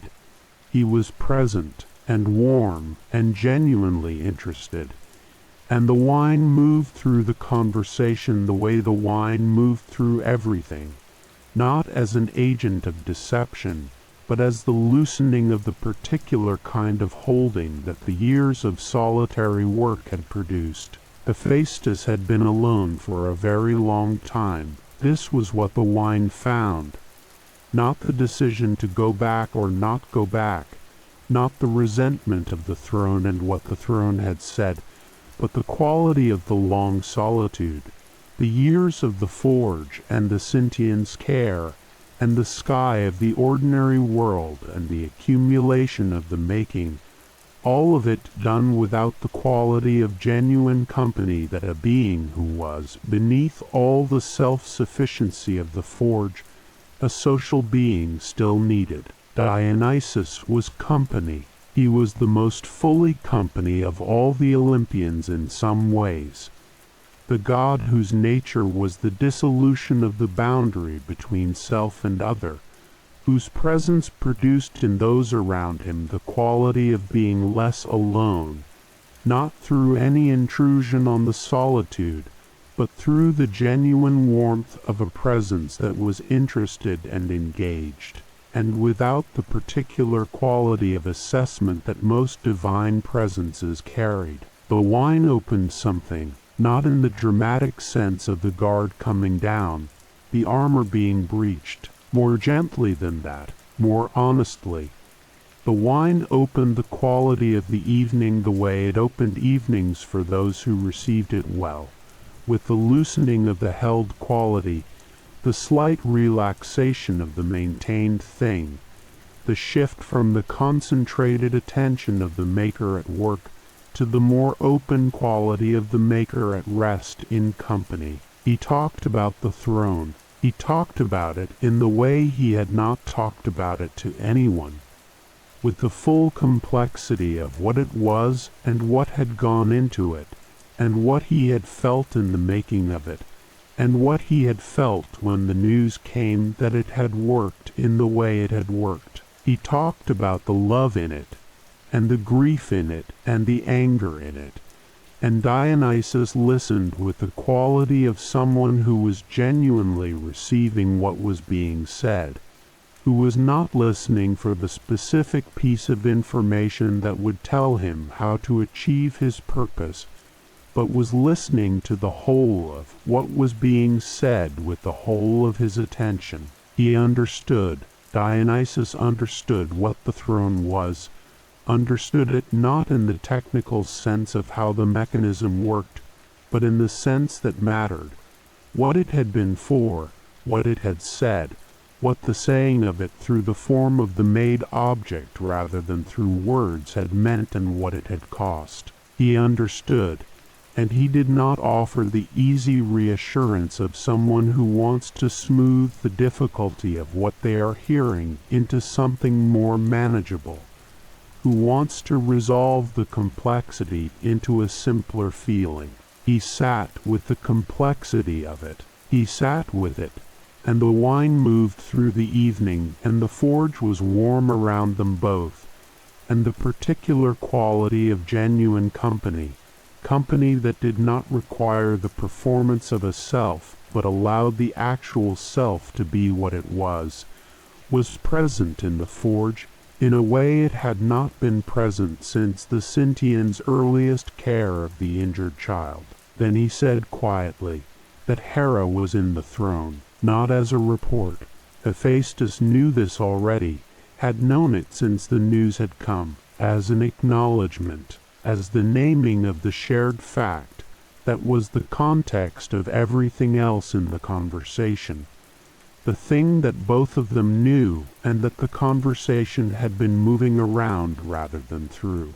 He said it, and then he was quiet, and Hephaestus sat with the naming of it, and felt the full quality of what was there, the mother in the throne he had made, held by the chains he had woven into the gold of the gift, the consequence that was also the love and the grief and the anger, all of it present and all of it real and all of it his. He asked about Olympus. He asked about it with the quality of someone who was asking not because they had decided to go, but because they were, perhaps for the first time, genuinely curious about the place, rather than simply in pain about the place. He asked about it in the way of someone who had been away from something for long enough that the awayness had produced a certain distance that was different from the proximity of the hurt, that allowed a different kind of seeing.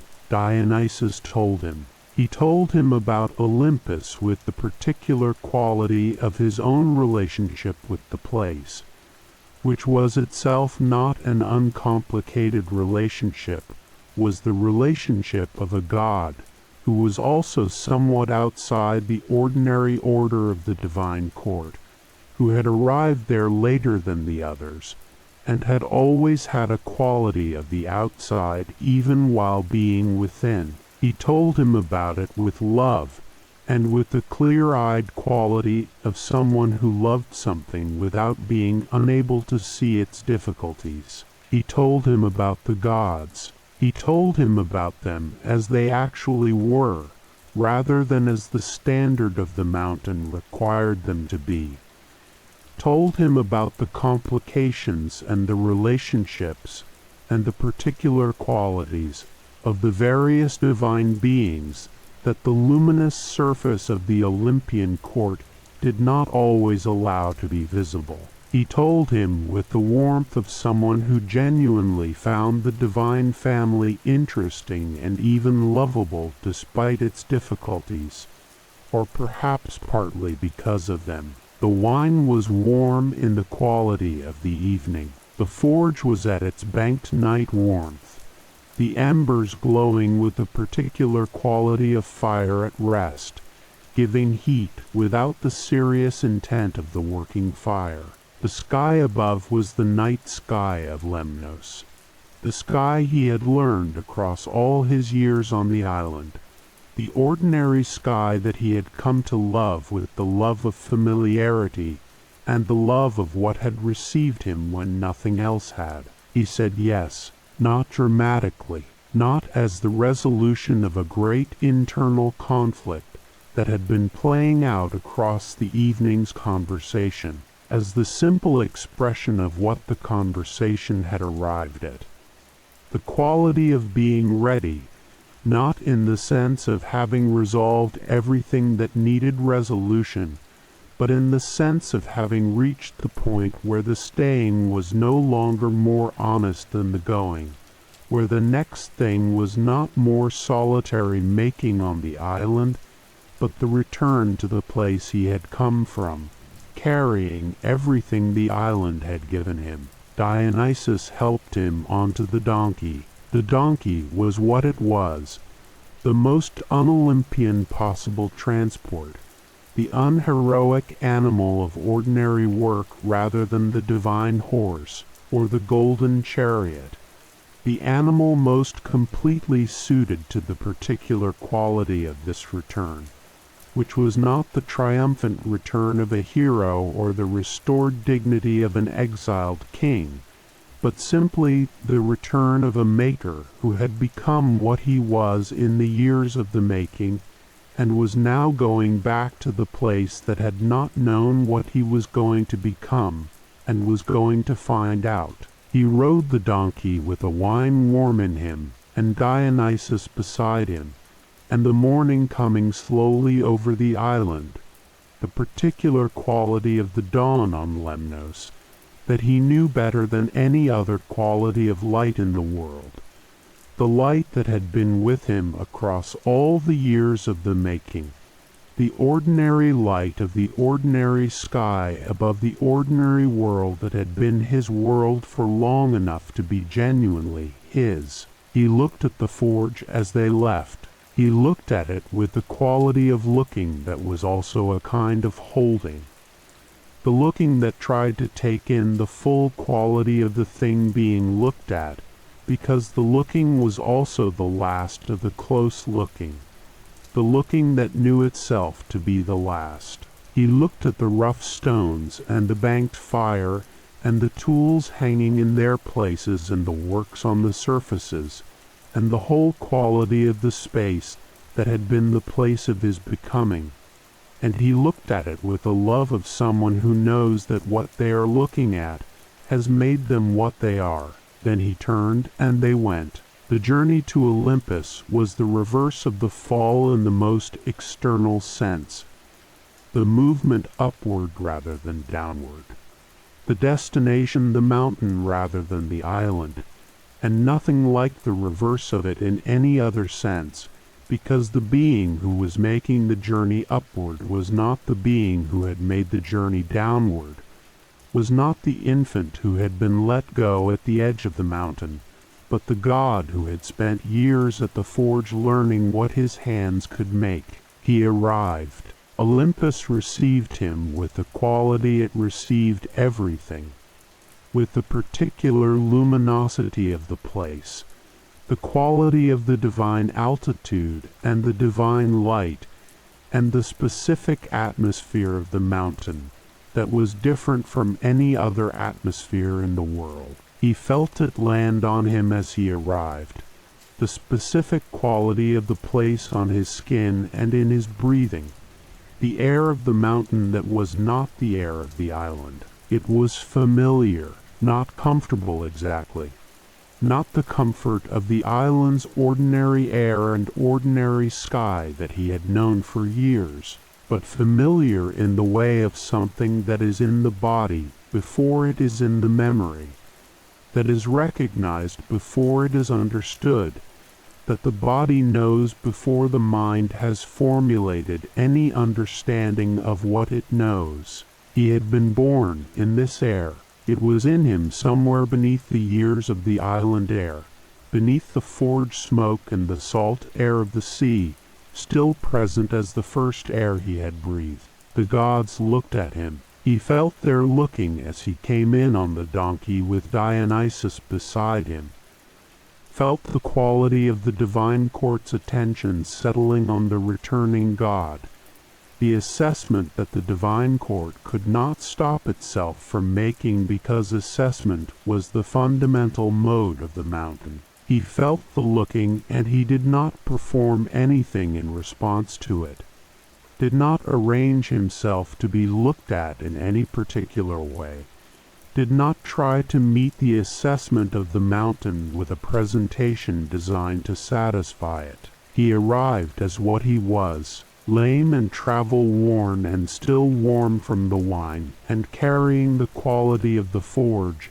in the texture of his hands and his skin, the mark of the maker visible in every aspect of his appearance, in the way that the mark of a person's work is always visible in the aspects of their appearance if you know what you are looking for.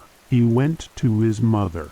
He went to the throne and he stood before her, the queen of the gods, sitting in the most beautiful throne in the world, held by the invisible chains he had woven into the gold of the thing, and he looked at her, and she looked at him. The looking that passed between them in that moment was not simple. It was the looking of the mother who had let go at the edge, and the child who had fallen, and all the years between the letting go and this moment were present in the looking. All the years of the island and the forge and the making and the becoming were present in the way he stood and looked at her. And all the years of the mountain and the standard and the throne arriving in the great hall were present in the way she looked at him. He released the throne. He released it the way only the Maker could release it, through the understanding of the mechanism he had built, through the reversal of the invisible chains, through the specific knowledge of how the thing he had made worked that was available only to the one who had made it. He released it not because he had been given what he wanted. He was not sure what he wanted, was not sure that the wanting was as simple as anything that could be given, but because the releasing was the next thing, the thing that the moment required, the thing that the full complexity of what he was and what she was and what the throne had said and what the chains had meant resolved into when you held it all in the same quality of attention. She rose, she stood, and she looked at him, and neither of them spoke. He did not know what to say, and she did not know what to say, and the not knowing was itself perhaps the most honest thing that had passed between them, more honest than anything that words could have carried. The silence of two beings who were in the presence of something that was larger than language. He was given his place on Olympus, not restored. Restore implied returning something to a previous state, and there was no previous state to return to. There was no version of his place on Olympus that had existed before the fall that could be reinstated. He was given a new place, the place that was his now, the place that fit what he had become rather than what he had been before he had become anything. He was given the forge. His forge on Olympus was not the rough stone structure he had built on Lemnos in the early years, not the developing but still improvised forge of the middle years. It was the forge that the accumulated skill of all those years had earned the right to build, a forge that was equal to the skill it was going to serve, built with the same quality of care and the same honesty of form that he had learned to bring to everything he made.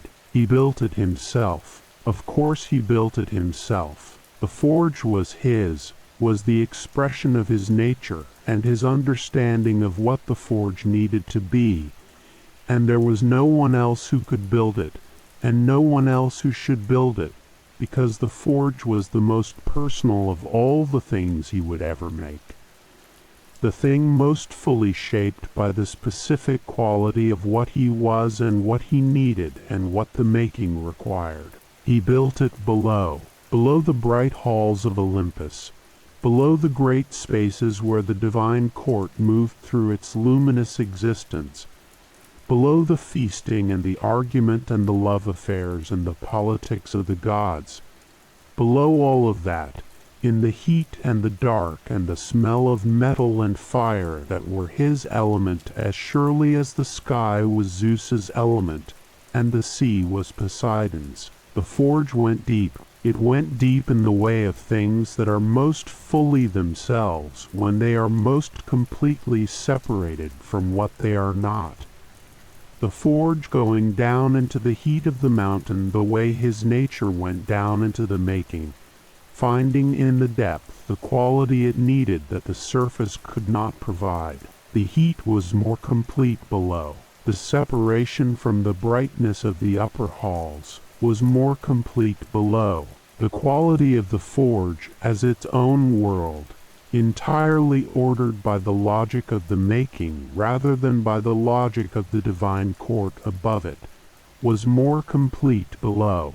He lit the first fire.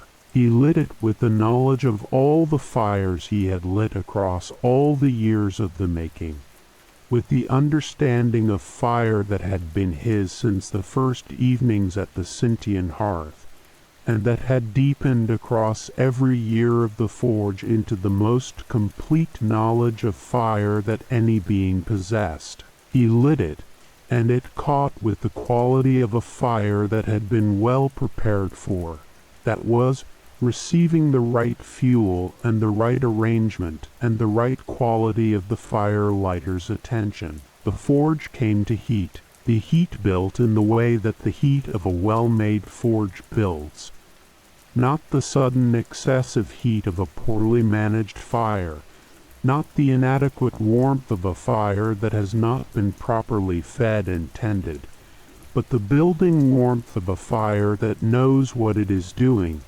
that is moving with the patient certainty of a thing that has been set in motion correctly, and will arrive where it is going without being hurried. He stood in the heat and felt it on his face and his hands. He felt it with the quality of recognition that he felt for all the things that were most completely his, the recognition of the element, the particular warmth of the forge fire on the skin that was different from any other warmth in the world, that had the specific quality of his own deepest nature expressed in heat. He was home, not the home of belonging to the mountain in the way the other gods belonged to it. He had come too late to that belonging, had been absent for too many of the years in which belonging develops in the way that belonging develops, through the slow accumulation of ordinary shared existence, through the 10,000 unremarkable days that build the unremarkable foundation of genuine belonging. He would never have that belonging. But the forge was home. The forge was the place that was most completely his, in the way that a thing is yours, when you have built it and made it and filled it with the work of your existence, across all the years of the making. He had built this forge, and he would fill it with the work of the years that were ahead, the work that the skills he had developed on Lemnos were now capable of, the work that was going to be the most complete expression of everything he was. He put metal in the fire. He worked in the familiar rhythm that had been his since the beginning, the heat and the waiting and the working and the cooling and the reheating, the rhythm of the forge that was the rhythm of his most fundamental self, the rhythm of the maker at work in the element that the making required. The hammer rang against the anvil. The sound moved through the deep of Olympus in its particular way. The sound of the forge at work rising through the stone toward the bright halls above, in the way that all things from below rise toward the surface, changed by the distance but present.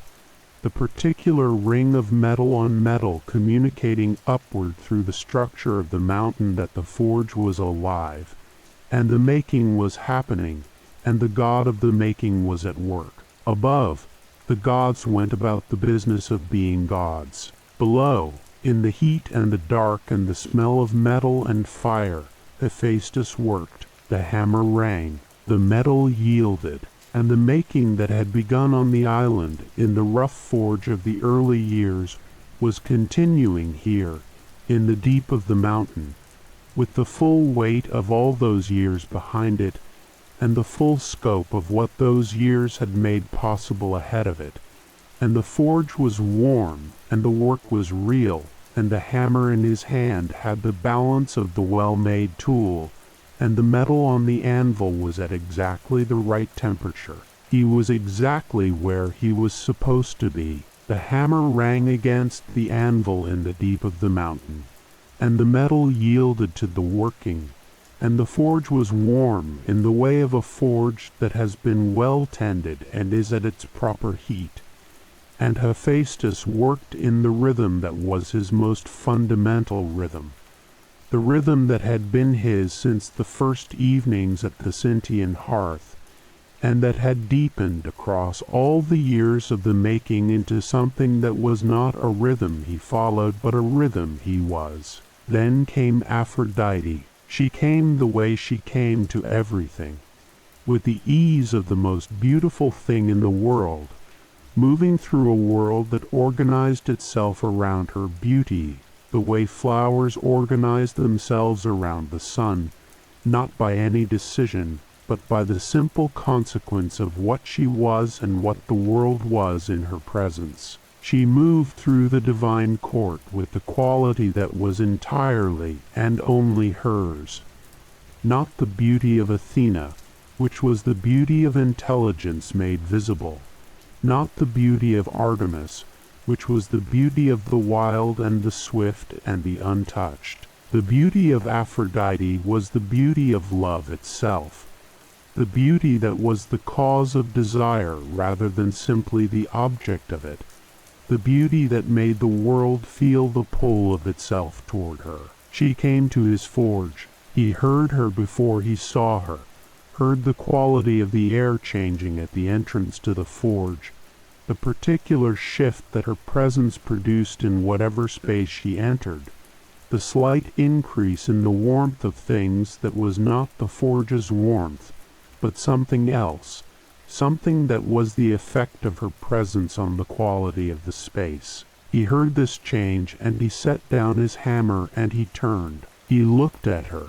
He looked at her with the quality of looking he brought to everything, the full and honest attention of someone who had spent their existence learning to see things clearly, to see them without the softening of what he wanted them to be, or the distortion of what he feared they were. He looked at her, and he saw her clearly, and what he saw was the most beautiful thing he had ever seen, and he had spent his existence working with beautiful things and making beautiful things, and finding beauty in the materials and the forms and the quality of the well-made object, and none of it had prepared him for this. She smiled at him, not with the condescension that the later tradition sometimes attributed to her relationship with him, not with the kindness of someone who was performing kindness toward someone they pitied, with the quality of someone who was genuinely present to the person in front of them,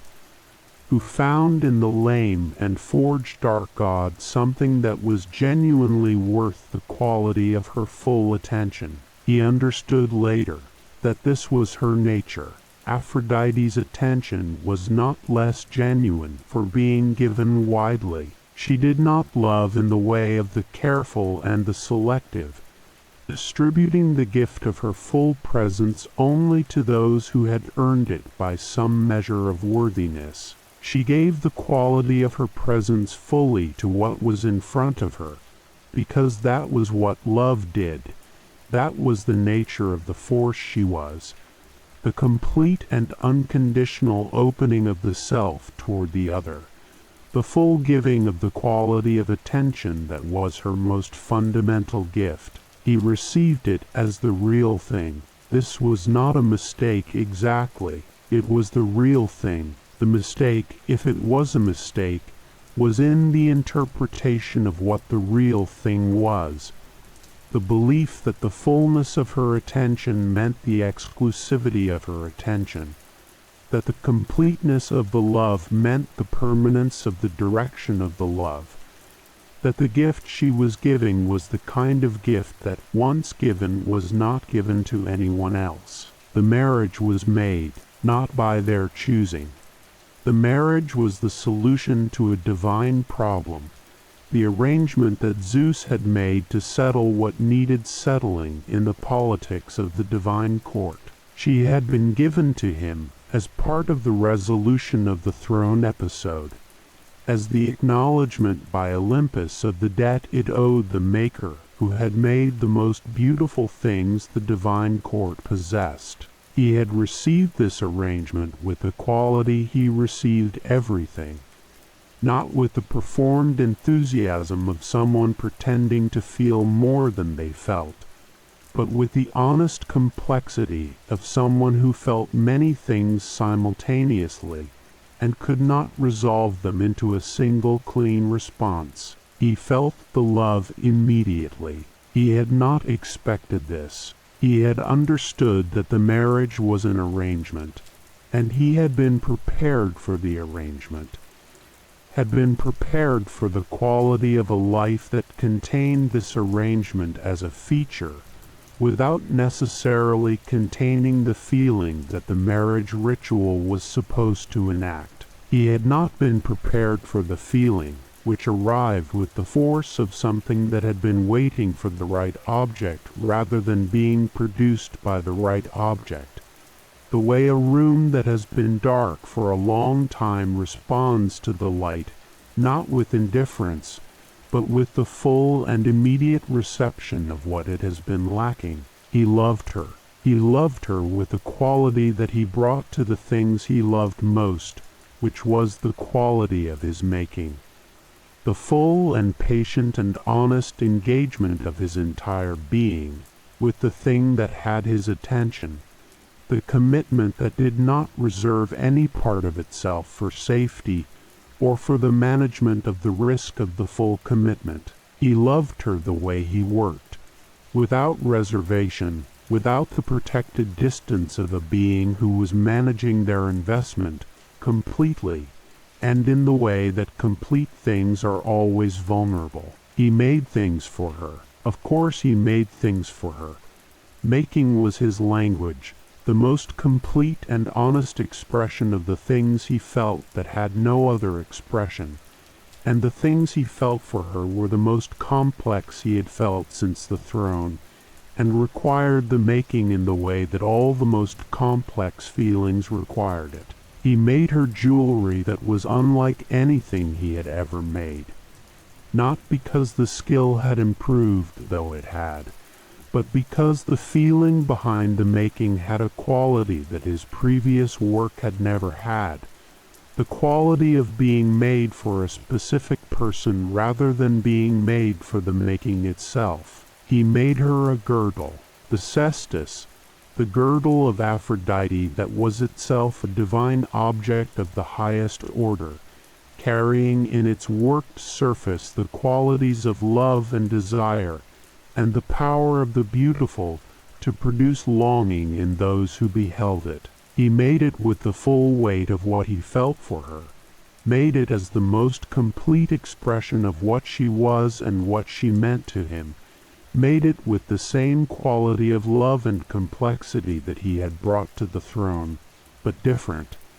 The throne had carried the grief and the anger as much as the love, and the cestus carried only the love, the uncomplicated love of a maker for the thing that had made him feel most fully alive. He gave it to her, and she wore it, and she was more beautiful in it than she had been without it, in the way that the most beautiful things are made more beautiful by the quality of their surround, rather than being simply accessories to it. He watched her wear it. He watched her in the divine court in the evenings when the gods gathered for the feasting and the company of their kind, watched her move through the hall with the quality of presence that was entirely and completely hers, watched the gods respond to her presence with the response that beings made of the most complete possible expressions of their natures produced in each other. And he watched this with a love that was also the beginning of the understanding that was going to be the most difficult understanding he had ever arrived at. Ares watched her. He had known this was possible, had known it in the way he knew things, through the quality of his perception rather than through any specific information or evidence, through the sense that the balance between what he could offer and what Ares could offer was a balance that did not require any great imagination to understand. Ares was the god of war, and everything that war was, the physical force and the beauty of the battle-ready body and the quality of divine power that expressed itself in direct and visible ways, in the clash of arms and the strength of the warrior, and the specific kind of beauty that was the beauty of the force that did not need to make anything, because the force was itself the expression of what it was. He did not make things. Hephaestus had no particular feeling about this, had no particular investment in the idea that making things was superior to being the force that the thing expressed. He understood that the world required both, the maker and the force, the craft and the power, the thing made and the thing that used what was made. He did not judge Ares for being what Ares was, but he understood what Ares was to Aphrodite. He understood it in the way he understood things made of materials he had not worked with. Through the observation of the properties, through the attention to how the thing behaved in the conditions it was placed in, through the honest assessment of what the material was and what it was capable of and what it responded to, he watched Aphrodite in the divine court, and he watched Ares in the divine court, and he felt the quality of the attraction between them, with a particular perception of a being who had learned to feel the qualities of materials and relationships with the same attentive care. He felt it as a quality of the balance, not Nemesis's balance, not the cosmic balance of excess and correction, not the working of the principle that governed the great arcs of divine and mortal existence, the smaller and more personal balance of two natures and what they needed, and what each could give, and what each could not give, the balance of the specific relationship between Aphrodite's nature and what Ares's nature offered that his own nature did not offer in the same way. She left, not suddenly. It was not a single moment of departure, but a gradual quality, the quality of something that had always been true becoming more visibly true. The truth of the arrangement, and what the arrangement was and was not, becoming clearer in the texture of the daily existence of the forge and the marriage. She left in the way of someone who had not committed to a direction, and found themselves moving in it nonetheless, whose nature was moving in the direction of its nature without the deliberate choice that the word left implied. He was alone in the forge. He was alone in the forge with the knowledge of it, with the full and honest perception of what was true, and he sat with this knowledge in the way he sat with everything, not avoiding it, not performing a response to it, simply being present to what it was and letting it be what it was while he felt all of it. He felt the love still. This was the most difficult thing, that the love did not stop being present, simply because what it was directed at had moved in a direction that was away from him. The love was still there in its full quality, still the most complete feeling he had ever had, still the feeling that had informed the making of the cestus and all the other things he had made for her. And the fact that the love was still there while the situation was what it was produced a quality of pain that was different from any pain he had felt before. He had felt the pain of rejection. He had felt it at the beginning, at the edge of the mountain, in the moment of the fall. He knew the quality of that pain, the pain of not being seen, of being found insufficient, of the standard of the mountain applied and the result not meeting the standard. This was different. This was the pain of having been seen, genuinely seen, in the full quality of what he was, the maker with his forge and his hands and his particular quality of love that expressed itself in the made thing, and of having that seeing not be enough. Not enough, not because he was insufficient, but because what she needed and what he was were different things, and the difference was real, and no amount of the quality of his love or the quality of his making could dissolve the difference. He sat with this for a long time. He sat in the forge, and he let the pain be what it was, the full and honest feeling of it, rather than the managed version of it that would have been more comfortable to feel. He had learned across the years of the making that the thing that was avoided was not the thing that was understood, that the feeling that was managed rather than felt was the feeling that came back in the material of the made thing in a distorted form rather than the honest form, that the maker who could not be honest about what they felt could not be fully honest about what they made. He felt it honestly. He felt the love and the grief of the love, and the particular quality of the grief that came from the love being real and the situation being what it was simultaneously. The grief of the person who has loved fully and correctly, and found that the full and correct love was not sufficient to produce what they had hoped the love would produce. Then he went back to the forge. He went back not because the going back was the solution to the feeling. He understood that the forge was not a solution to feelings, had learned this across the years of making that had taught him that the things he made when he was running from something were different in their quality from the things he made when he was present to something. He went back because the forge was what he was, and what he was the place from which he responded to everything, the foundation from which all his responses arose rather than the escape from the things that required a response. He made the net. He made it in the period of time that followed the full understanding of what was happening, in the days and weeks of the forge work that came after he had sat with the honest feeling of it and let it be what it was and returned to the work. He made the net with the quality that he brought to all his most significant works, the full attention of the maker, whose skill was now at its highest development and whose emotional investment in the making was as complex and as honest as the skill was complete. The net was extraordinary.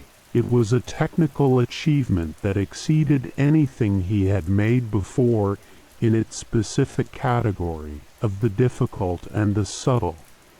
Not a weapon, not an armor, not an object of beauty in the ordinary sense, a trap, a thing designed not to cut or to defend or to adorn but to hold, to catch what came to it and keep it caught with a strength that no force of divine power could break or loosen. He made it invisible. The invisibility was the greatest achievement, the making of something that was entirely present in the physical sense, that was real and strong and entirely capable of what it was designed to do, but that was not visible to the eye of any being that was not the maker who had made it. He achieved this through the application of the most refined and the most complete understanding of the properties of the materials that he had developed across all the years of working them, using qualities of the metal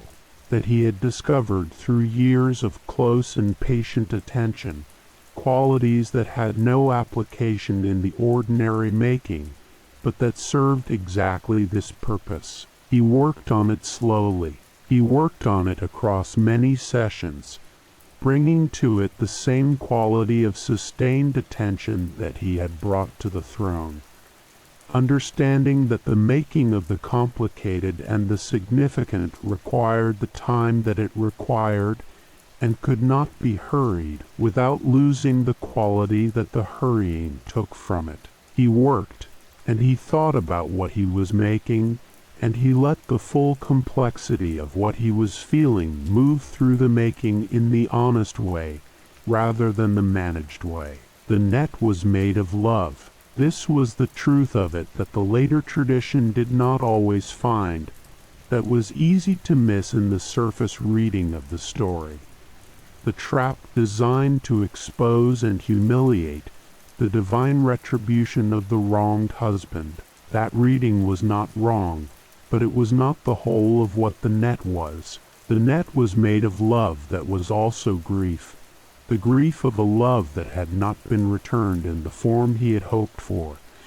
And the grief was real, and the love was real, and both of them were in the net in the same way that both of them had been in the throne. He could not make things that did not carry what he was. This was the most fundamental truth of his making, that the things his hands produced were always and entirely the expression of the full quality of what he was in the moment of the making, that the skill could not be separated from the feeling, and the feeling could not be separated from the material, and the material could not be separated from the form that the making gave it. The net was the net, and it was also the grief of Hephaestus, and the love of Hephaestus, and the anger of Hephaestus, and the particular kind of dignity that the maker had, who understood that the truth of what they felt was the most important quality they could bring to the making.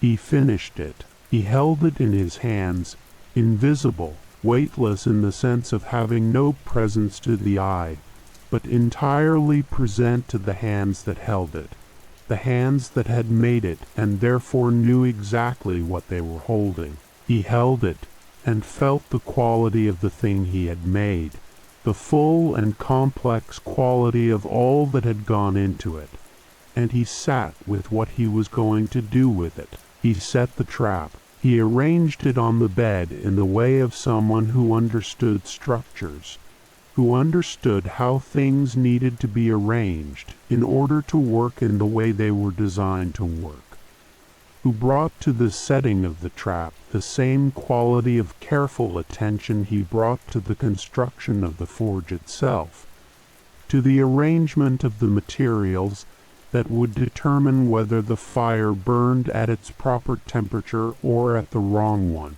Then he went away. He went away in the way of someone who has done what needed doing, and is now not going to stand there watching what the doing produces. He went to the forge. He went to the forge because the forge was where he went, and because the forge was the place from which he had always responded to the things that required a response, and because the work was there, and the work was what he was. He put metal in the fire, the metal heated in the way of metal that has been placed in a well-tended forge by hands that know exactly what they are doing, that know the fire and know the material, and know the relationship between them, and can feel in the quality of the waiting the exact moment at which the material is ready for the working. He waited. He waited with the quality of waiting that the forge had taught him, the patient waiting of someone who understood that the work arrived at its proper state in its own time, and that the waiting was not the absence of the making, but a part of the making, the part in which the fire did what only the fire could do. The hammer was in his hand, the forge was warm around him, and he waited in the deep of the mountain for the metal to be ready, and for the world above to be what it was going to be, and for the full complexity of the grief and the love and the anger to settle into whatever form they were going to settle into when they had run their course.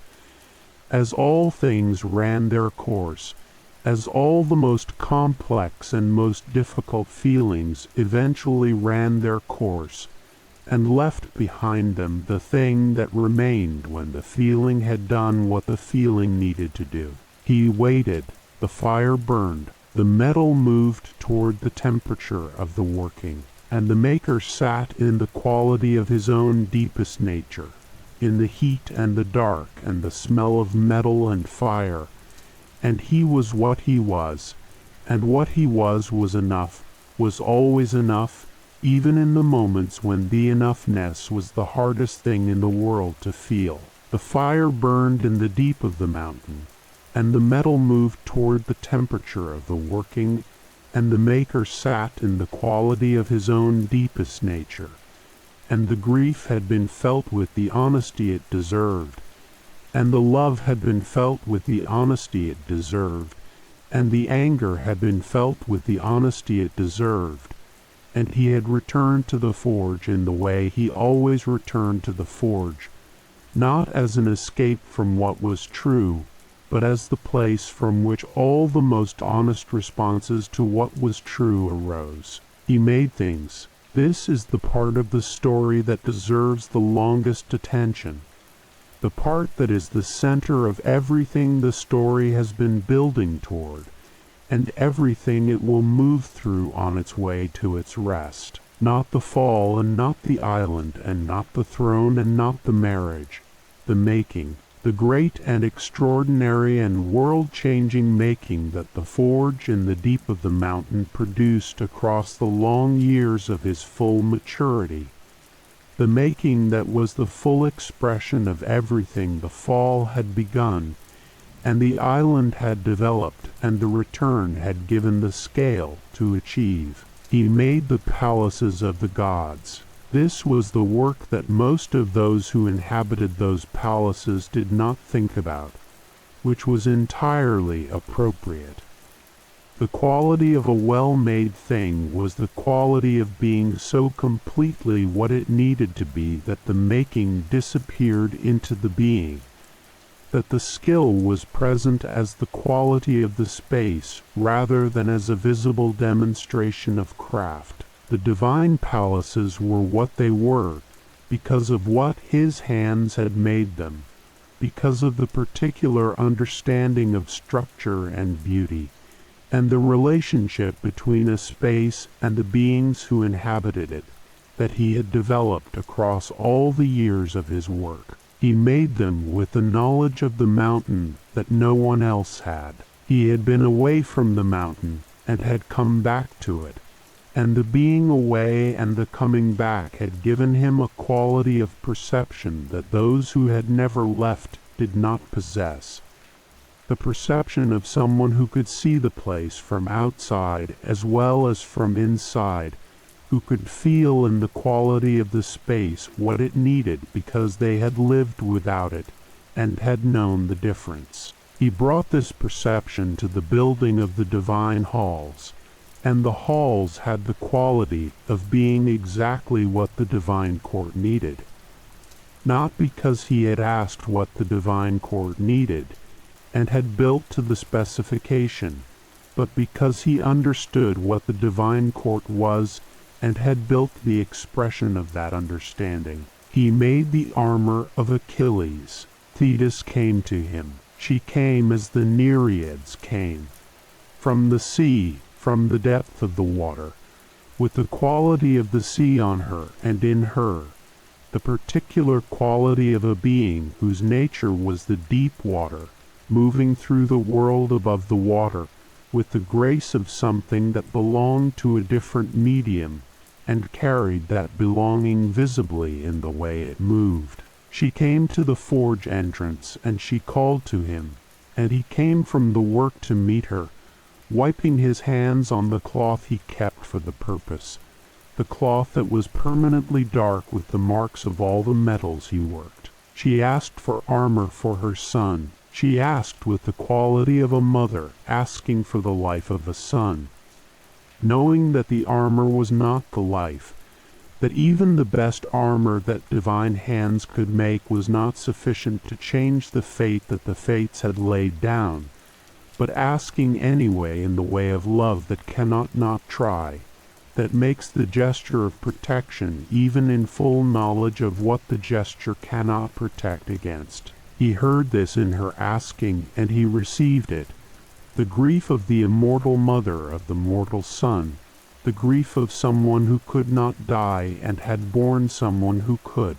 He understood this grief differently from how he would have understood it before the throne and before the marriage and before all the years of making beautiful things for people who needed them, without fully understanding the cost of what they were asking. He said yes immediately. He said yes, not because the task was simple or because the commission was the kind that his skill found straightforward. He said yes because the asking deserved the yes, because the quality of what was being asked for, armor for a son who was going to die, the last possible gift of a mother who could not prevent the dying, was the kind of asking that he could not hear without understanding it in the deepest part of what he was. He made the shield first. The shield was the center of everything, the thing that the later tradition would remember above all the other elements of the armor, because the shield was the most complete and most extraordinary expression of everything his making had become. He made it from 5 layers, bronze and tin and gold and silver, each layer serving a structural purpose, and each layer serving the purpose of the surface that would eventually carry what he was going to put on it. He put the world on it. This was the decision that the skill of the years had made possible, but that the understanding of the years was what actually made. The decision to put the world on the shield, to make the surface of the piece of armor into the surface of the whole of what existed, to make the object that a warrior carried into battle carry in its face the full quality of everything that the battle was being fought within. He made the earth and the sky and the sea. He worked them into the surface of the shield with the full development of his carving and chasing technique. The technique he had been developing since the first crude marks on the cooled metal of the Lemnian experiments, developed now to the point where the surface of the metal could carry the full complexity of what he was trying to put into it. Not the simplified version of the thing, not the symbol of it, but the genuine and specific quality of the thing itself, the earth with its texture and the sky with its quality of depth, and the sea at the edge of everything with the particular quality of water seen from above. He made 2 cities. He made a city at peace and a city at war, both in the gold of the shield's surface, both carrying the full quality of what a city was in each of those conditions. The city at peace had the quality of the ordinary life of people going about the business of their days. The wedding, the marketplace, the elders at the gates deciding the disputes of the citizens, the dance in the evening when the day's work was done. He made these scenes with the quality of someone who had lived in the ordinary world for years, who had known the Sintians and their ordinary life, who understood what the ordinary life of human beings looked like, not from the distant perspective of the divine observer, but from the close perspective of someone who had been received by it, and had attended to it with the full quality of his love. The city at war had the quality of the terrible and the specific. He made the siege and the ambush and the particular quality of the bodies in the field after the battle. The grieving women who were the consequence of everything the battle produced.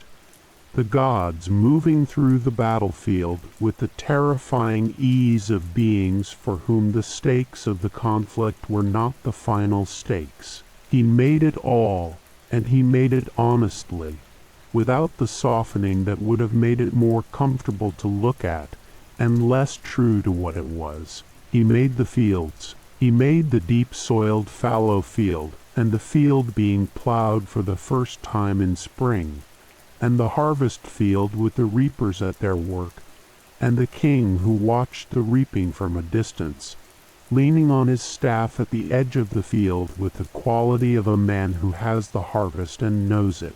He made the vineyard heavy with the fruit of the season, and the children carrying the grapes, and the single boy playing the lyre, and singing the song that carried across the vineyard over the sound of the work. He made the cattle. He made the herd of cattle moving from the winter pasture to the summer one, and the lions attacking the lead bull, and the herdsmen running with their dogs, and the particular quality of the violence in the natural world that was different from the violence of the battlefield. The violence that was simply what existed between the strong and what the strong preyed on, without the overlay of the human meanings of glory and shame. He made the dance. The dance was the last thing before the ocean, the last scene before the edge of the world that the ocean represented, and he made it with the quality of love that he gave to the scenes of ordinary human life.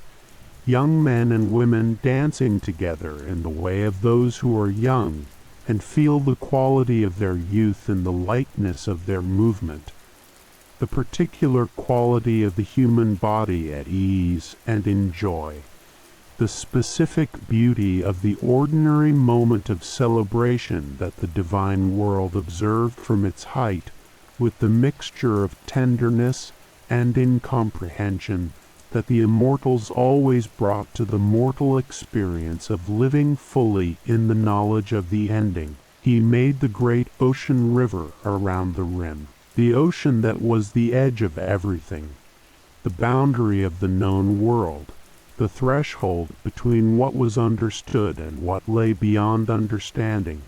He made it with the quality of a threshold keeper's attention to the edge, with the understanding of edges and what they meant that he had developed, through all the years of the forge, which was the most fundamental edge of all, the edge between the formless and the formed.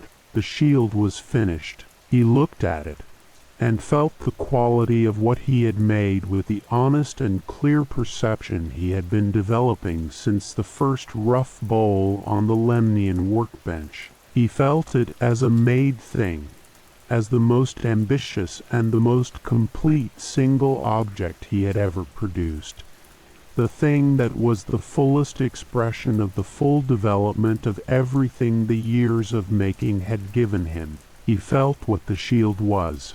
It was the world, not a representation of the world, not a symbol of the world.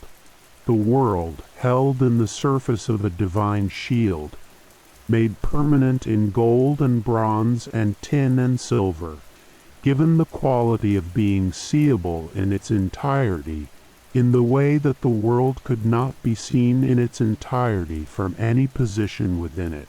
He had made something that the world could not make of itself, that required the maker to step outside the world and attend to it with the full quality of the maker's perception, and then put back into the world in the form of the made thing. He made the rest of the armor. The breastplate was the most technically complex element, the structure of it, the articulation of the plates that allowed the movement the warrior needed while providing the protection the warrior required. The solution to the engineering problem that was also the solution to the aesthetic problem. The form that was both functionally right and visually right.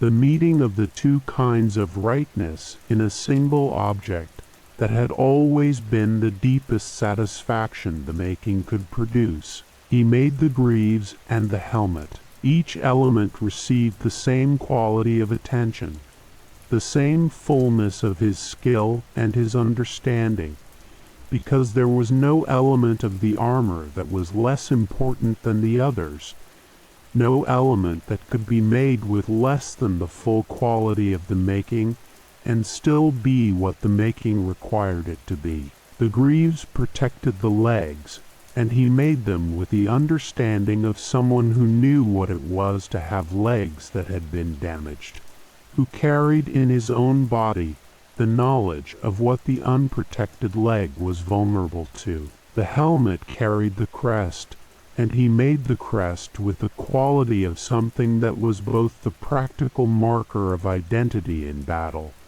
and the beautiful thing in itself, the transformation of the functional into the expressive that was the most characteristic of all his achievements. Thetis took the armor and carried it to her son. He watched her go with the quality he had when significant things left the forge.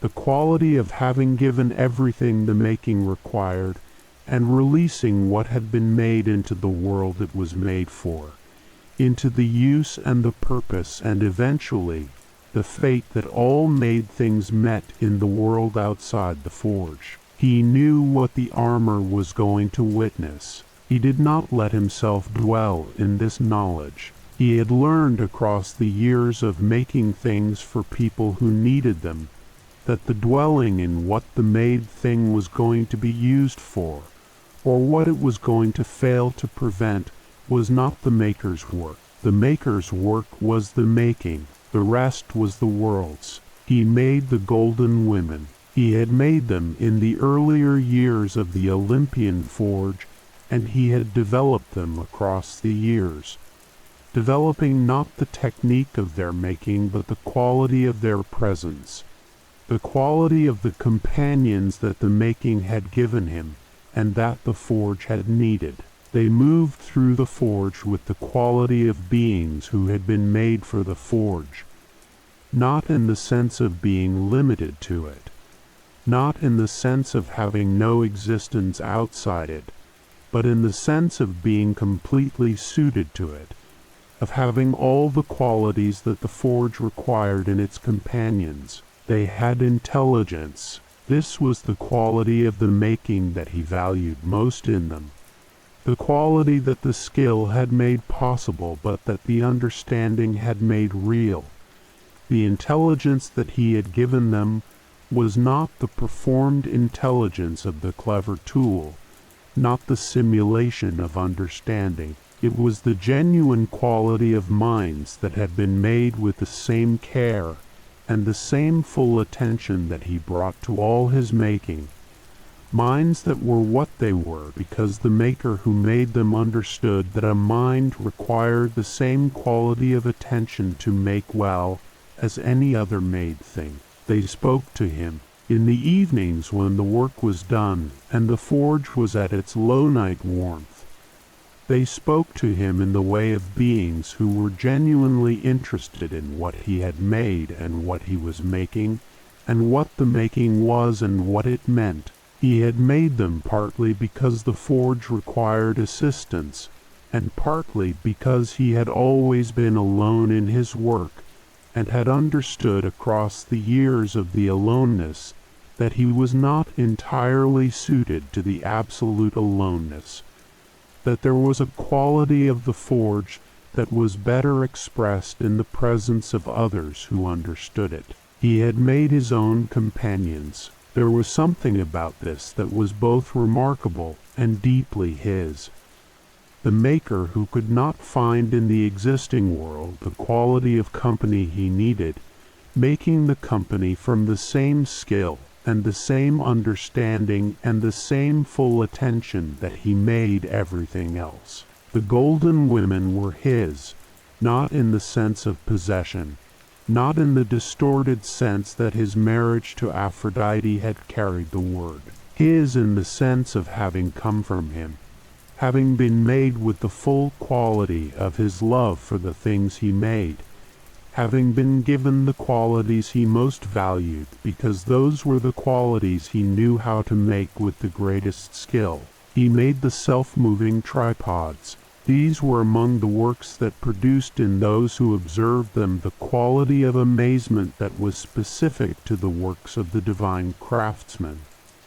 The works that crossed the boundary between the made thing and the living thing, that had the quality of life in them without being life in the ordinary sense, that moved of their own accord through the divine halls, bringing what was needed to where it was needed with the graceful efficiency of things that understood their purpose completely and carried it out with the ease of beings in their element. He made Talos, the bronze giant that he made for the protection of Crete, the automaton that walked the perimeter of the island 3 times each day, circling the land with the patient regularity of something that had been made for exactly this purpose, and found in the purpose the complete expression of what it was. He made Talos with the understanding of size and structure and the particular engineering challenges that scale produced.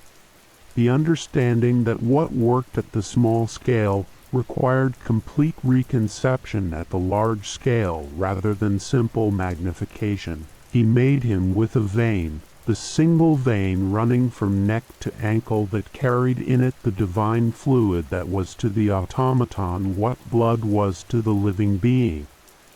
The quality that made him what he was, and without which he was only the metal and the form.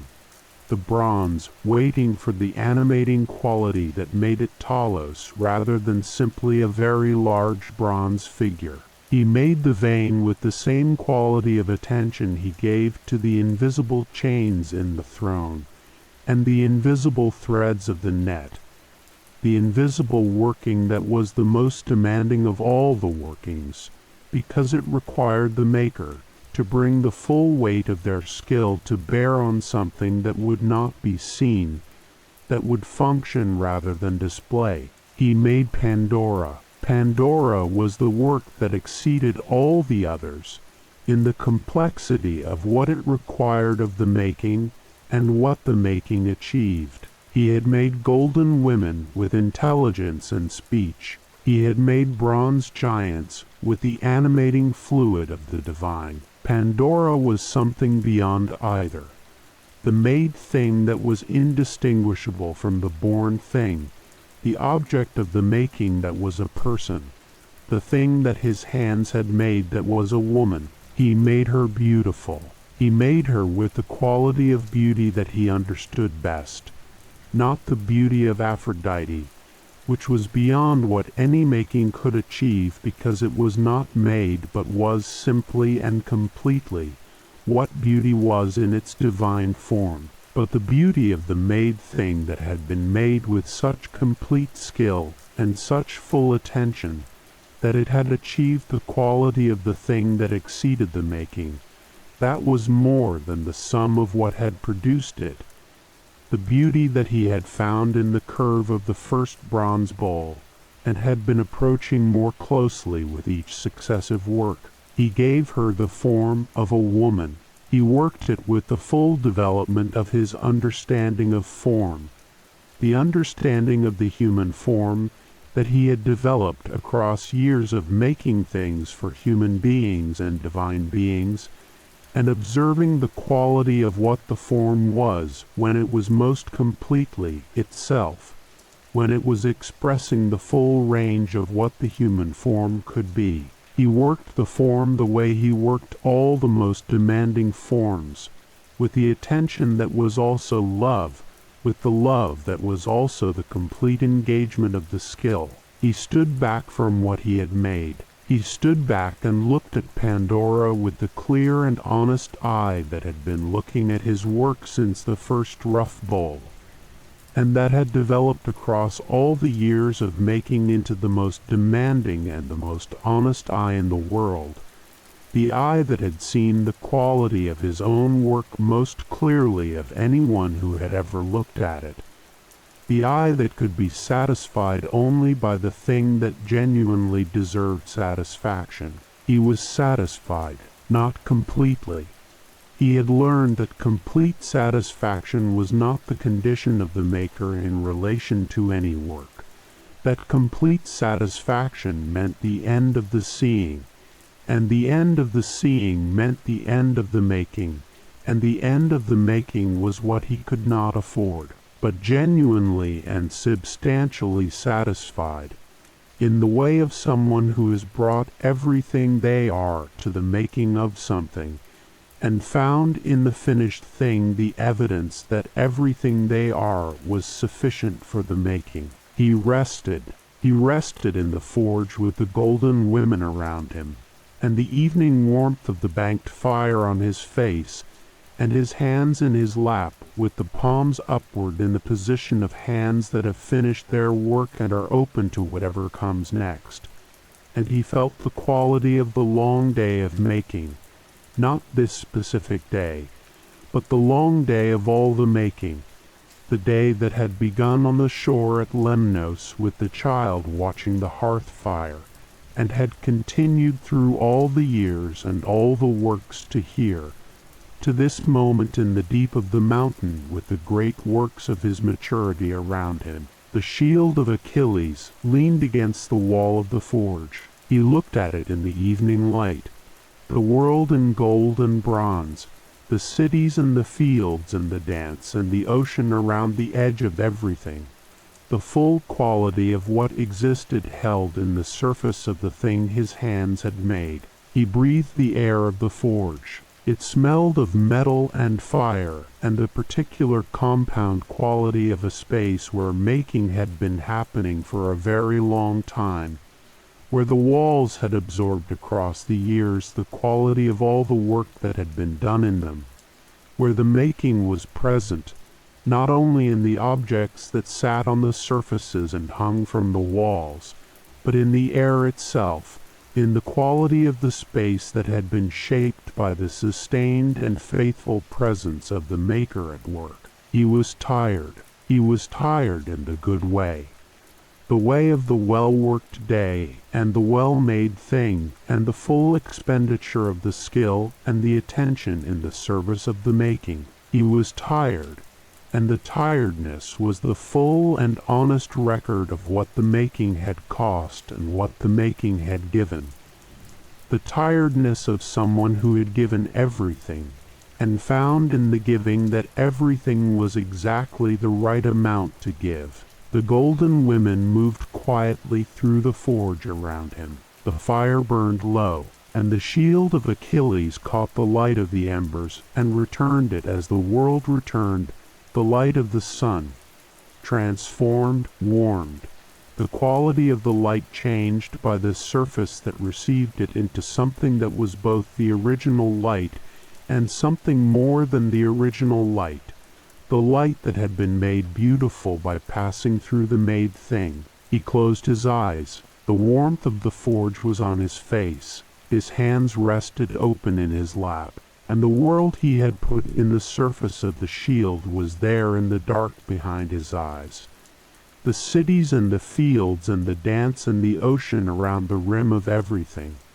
The whole quality of existence held in the form of the made thing, the world that had received him, and that he had spent his existence learning to make beautiful, permanent, real. The shield of Achilles caught the light of the embers and returned it transformed, and the golden women moved quietly through the forge, and the warmth was on his face, and his hands were open in his lap, and the world in the surface of the gold was there in the quality of the forge's evening, in the way that the most real things are always there, not demanding attention but available to it, present without insistence, waiting with the patience of things that know they do not need to announce themselves. He thought about fire, not the forge fire, not the specific and technical fire of the maker's instrument, the other fire, the older fire,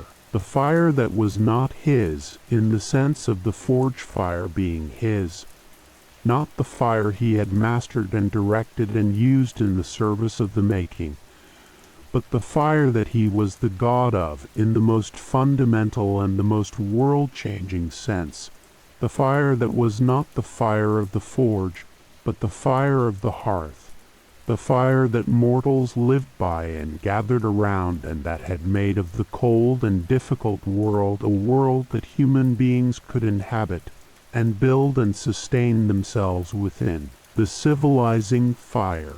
He had a relationship with this fire that was different from his relationship with the forge fire, different in the way that the relationship with a principle differs from the relationship with the specific expression of that principle. The forge fire was the principle made into the instrument of the making. the fire in its most complete and demanding expression, the fire at the service of the highest form of the craft. The hearth fire was the same principle made into the instrument of the living, the fire at the service of the simplest and the most necessary of all the things that fire served, the warmth that kept the body alive in the cold, the light that kept the dark at bay, the heat that transformed the raw into the cooked, and the cooked into the sustenance that human bodies required. Without the hearth fire, there was no civilization. He understood this completely, and had always understood it, since the first evenings at the Sintian hearth, when he had sat close to the fire and watched it with the quality of attention that found in the ordinary hearth fire, the same quality of principle that the forge fire was the fullest expression of. The fire was the fire, in the forge and in the hearth, and in the kiln of the potter, and the furnace of the bronze caster, and the lamp that burned in the window of the scholar's room late into the night, while the scholar read and the fire made the reading possible. He thought about what fire had given to the mortal world. He thought about it not in the abstract, but in the specific quality of what human existence was with fire, and what it would have been without it. He thought about the cold of the winter night, and the mortal body that was not made for the cold, that had none of the adaptations of the creatures that survived the cold through the quality of their fur, or their fat, or the slowing of their metabolism, that was essentially a warm climate creature placed in a world that had cold in it, and needed the fire to bridge the gap between what the body was and what the world required the body to endure. The fire bridged the gap.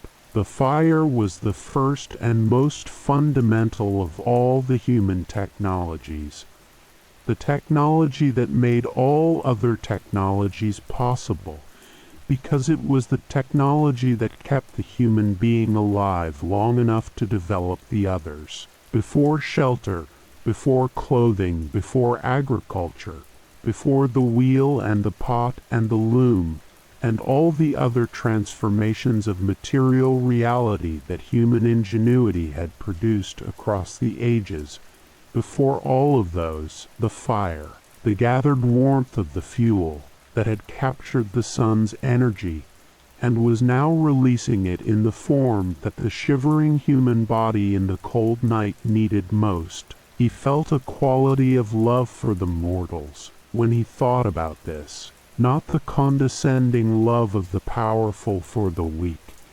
not the sentimental love of the observer for the observed, not the easy love of someone who had never needed what they were loving the other for needing, the genuine love of recognition, the recognition of a being who understood need because he had known need, who had been the child on the island who needed the Sintian hearth fire to survive, who had sat close to the ordinary fire of the ordinary world, with the quality of a being who understood in his body what fire was for. He had needed it too. This was the thing that distinguished his relationship with the mortal world from the relationship that most of the Olympians had with it, the thing that the years on Lemnos had given him, that no amount of divine birth and divine power could have given him another way. He had lived in the mortal world. He had sat at mortal hearths and eaten mortal food and slept in mortal shelter and known the quality of the mortal winter, not the divine cold of the high places that the gods sometimes invoked when they wanted to suggest they understood difficulty, but the actual cold of the actual winter, experienced by an actual body that needed the fire to get through it. He went to the mortal world sometimes. He went in the way he went everywhere, without announcement,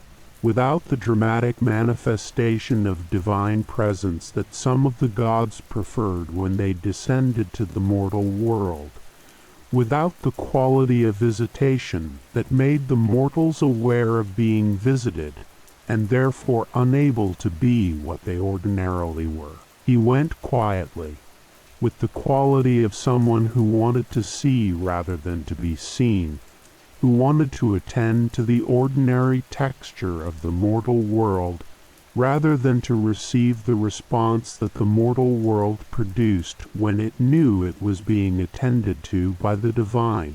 He went to the smiths. He went to the forges of the mortal world, the forges of the bronze-smiths and the iron workers and the goldsmiths and the silversmiths, the makers who were in their own way his people in a more specific and more direct sense than the mortals in general were his people. He went and he stood in their forges, and he watched them work with the quality of attention that one maker gives to another.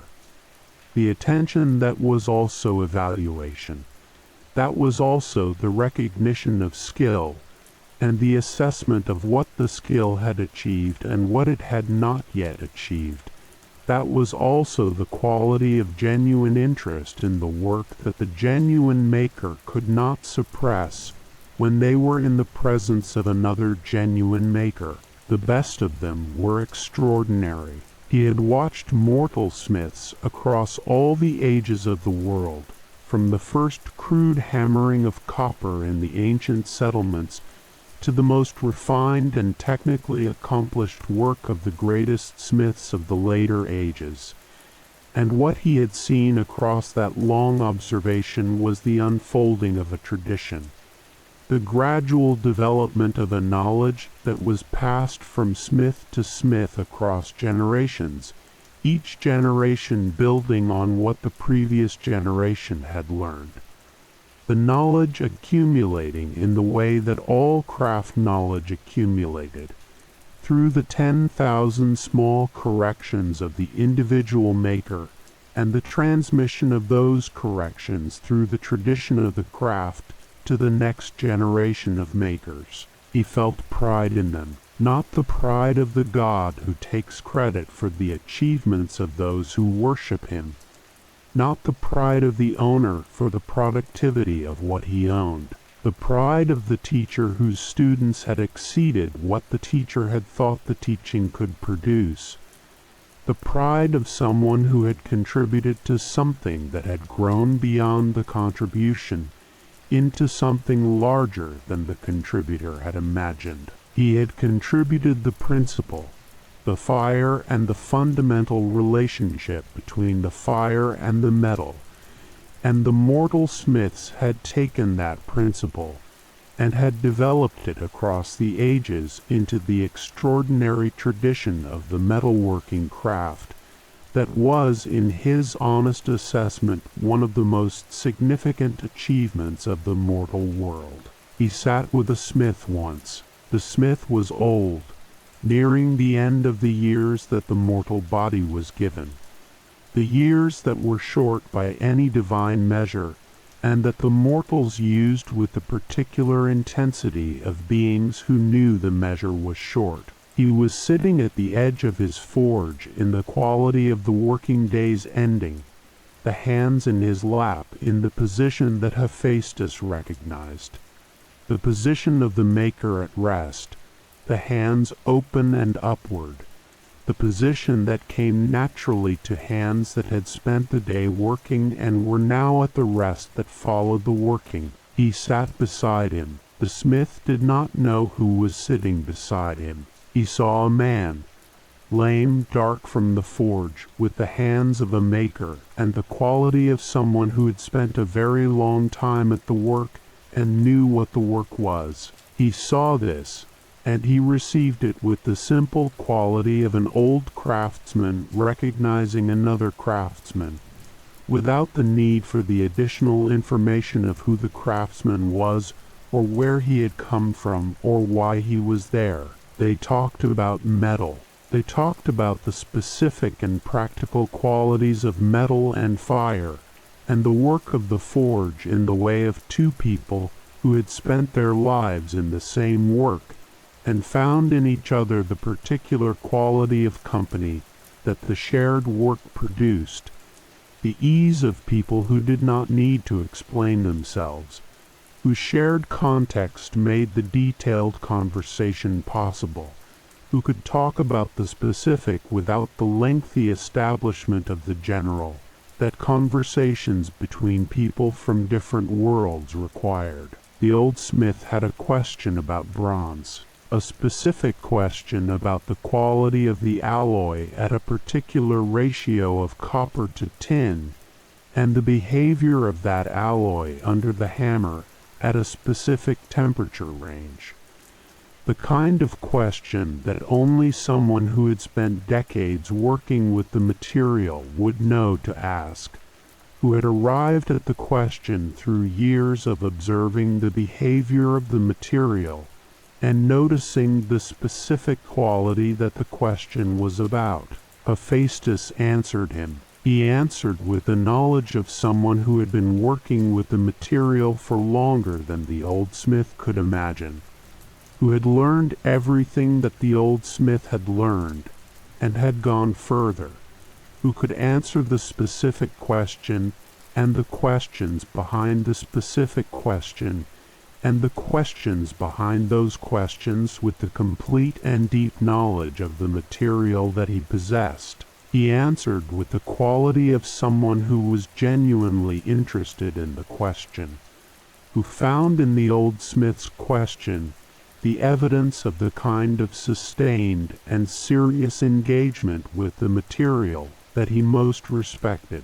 The old smith listened. He listened with the quality of someone who understood that what he was hearing was more than the answer to his question, who understood without being able to say exactly why he understood it, that the man sitting beside him at the edge of his forge knew something about bronze that was beyond what anyone he had ever talked to about bronze had known. He listened, and he absorbed what he heard in the way of old craftsmen who have spent a lifetime absorbing the specific and the technical, who can take in the new information and immediately feel where it fits in the structure of what they already know and what it changes. He thanked the stranger when the evening came. Hephaestus rose and moved away into the evening with the quality of movement that was his, the particular gait of the lame leg,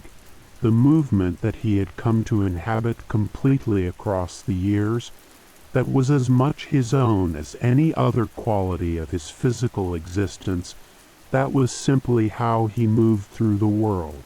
He moved away, and the old smith watched him go with the quality of someone watching something they are not sure they have understood correctly, who has felt in the encounter a quality that exceeded what the encounter had appeared to be on its surface. He went to the potters. He went with the same quality of attention he brought to the smiths, the maker attending to the makers, the divine craftsman observing the mortal craftsman with the specific interest of someone who understood what the work was and could see exactly what each maker was doing, and how they were doing it, and where the quality of their skill was most fully expressed and where it had not yet arrived at its full expression. The potters worked with fire in the way that was most different from the smith's fire and most similar to it in the fundamental principle. The fire not as the instrument of transformation of metal, but as the instrument of transformation of the earth itself, the fire that took the shaped clay and fixed it in its shape, that transformed the material that was formless in water, and formed by the hand into the permanent form that the kiln produced. He loved the potters. He loved them with the particular quality of love that the maker had for the work that expressed the same principle in a different medium. The recognition of the fundamental similarity beneath the surface difference, The understanding that the potter's relationship with the fire was the same relationship he had with the forge fire. The relationship of the maker who understood the transforming principle and had organized their entire skill around the application of that principle to the making of form from formlessness. He watched a young potter. She was young in the way of the mortal world's young, not yet fully skilled, not yet in possession of the complete understanding of the material that the years of working it would eventually give her, but already with the quality of attention that the genuine maker had, the quality of total absorption in the work, the quality of someone who had found the thing they were for, and was in the early and demanding years of the finding. She was making a bowl. The observation hit him with the quality that the full circles of his existence sometimes hit him.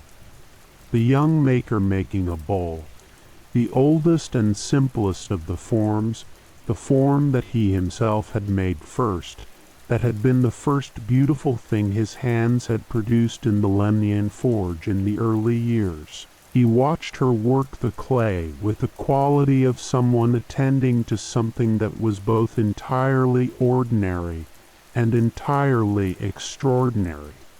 The ordinary miracle of the maker finding the form in the material through the skill of the hands. He watched the bowl emerge. He watched it with the full quality of his attention, and he felt in the watching the same quality he had felt making the first bronze bowl on the island.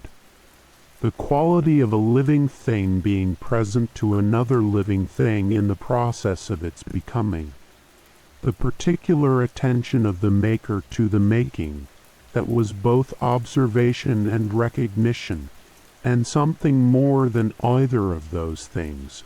Something that was the feeling of being in the presence of the principle that the making expressed. She felt him watching. She looked up and saw a man watching her work with the quality of someone who understood what they were watching, who was not the casual observer of the tourist or the politely interested visitor, but the attentive observer of the maker who was seeing the work with the maker's eye. She felt the quality of the watching, and she felt something in it that she could not have named, but that produced in her the quality of working better than she had been working before the watching began.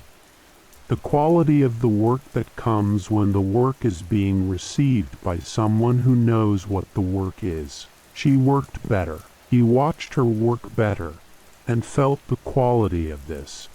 The effect of the maker's genuine attention on another maker's work, the way being truly seen by someone who understood what they were seeing produced in the one being seen a quality of presence and focus and fullness of engagement that exceeded what they were capable of alone. He had felt this himself, had felt it in the long years of the forge on Lemnos, when the Sintians had watched him work with the quality of people who did not understand the specific nature of what he was doing, but attended to it with the genuine respect of beings who recognized the quality of the engagement, and had worked better for the watching. He left before she finished. He left in the way he always left the mortal world, quietly, without announcement, with the quality of someone whose departure was as unremarkable as their arrival had been.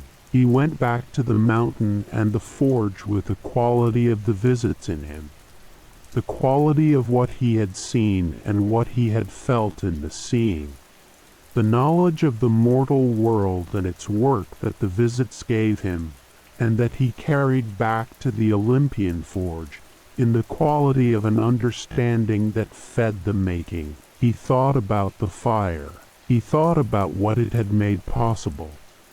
Not only the forge and the hearth and the kiln and the lamp and all the specific applications of the fire that he had just been attending to, but the larger thing, the quality of civilization itself that the fire had been the foundation of, the gathering of people around the fire that had been the first community, the first drawing together of individuals into the quality of shared warmth and shared light that was the beginning of everything that civilization was.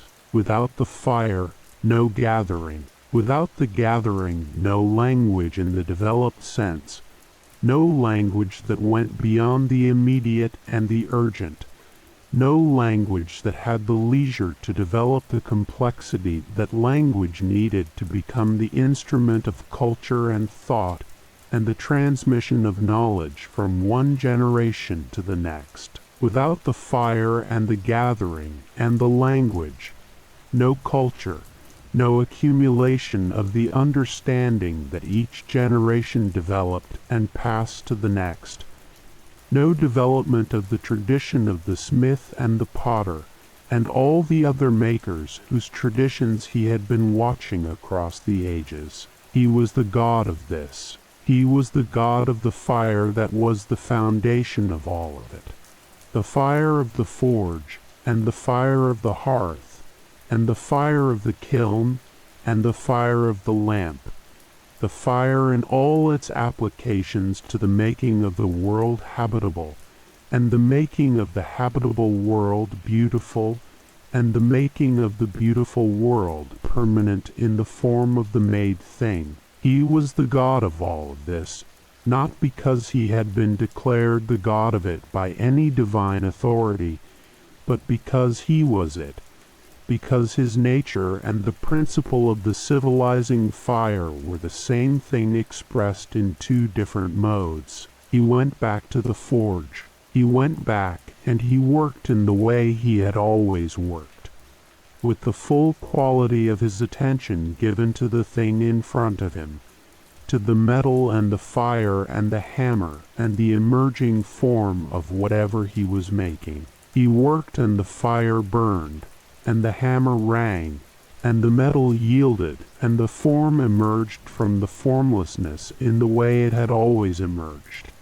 Through the patient and the full and the honest application of the skill to the material in the service of the form that the making was building toward, he made a lamp, not a great work, not the armor of a hero, or the palace of a god, or the automaton that walked the perimeter of an island. A lamp, a small and beautiful object of cast bronze with a reservoir for the oil, and a wick holder worked in the form of a flower opening, and a handle shaped for the hand, the whole thing made with the full quality of his skill, applied to the simplest and most ordinary of his functions, the making of the thing that carried the fire into the dark spaces of the world where the fire was needed.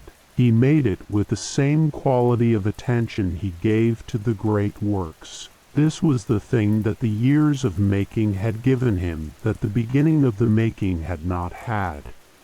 The understanding that the scale of the object was not the scale of the quality of the attention it deserved, that the lamp and the armor of Achilles were both expressions of the same principle, and both deserved the same fullness of the maker's engagement, that the small well-made thing was as complete an expression of the making as the large well-made thing, and required no less of the maker. He held the finished lamp. He held it in the palm of his hand and felt the quality of it, the weight and the balance and the particular quality of the worked bronze surface with the flower of the wick holder opening at the center. The small and complete object that was exactly what it needed to be, that had been made with everything the making required. That was the expression in miniature of the same quality of engagement and understanding and love for the material, and the form that the shield of Achilles expressed in the largest possible scale. He lit it. The flame caught on the wick with the quality of fire catching when all the conditions for the catching have been correctly prepared, quickly, cleanly.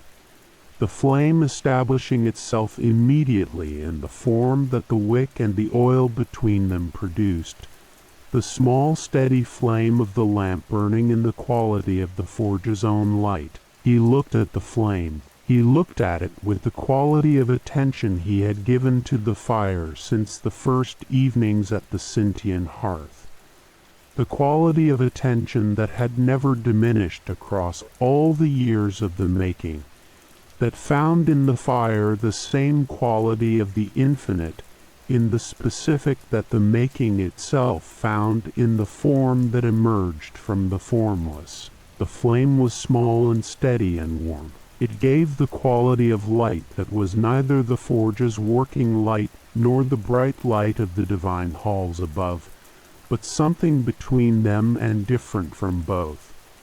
The intimate light of the lamp, the light calibrated to the human scale, the light that made a small circle of the visible in the dark, and inside that circle produced the quality of warmth and presence and the possibility of the human activity that required light and warmth, reading, talking, the making of small things in the evening after the day's large work was done, the light for all of it. He set the lamp on the stone of the forge. The flame burned steadily in the quality of the forge's evening, adding its own small warmth to the warmth of the banked fire, adding its own small light to the glow of the embers. The golden women moved through the forge in their quiet way, attending to the work of the evening, their forms catching the double light of the lamp and the embers, and returning it with the particular quality of worked gold in firelight,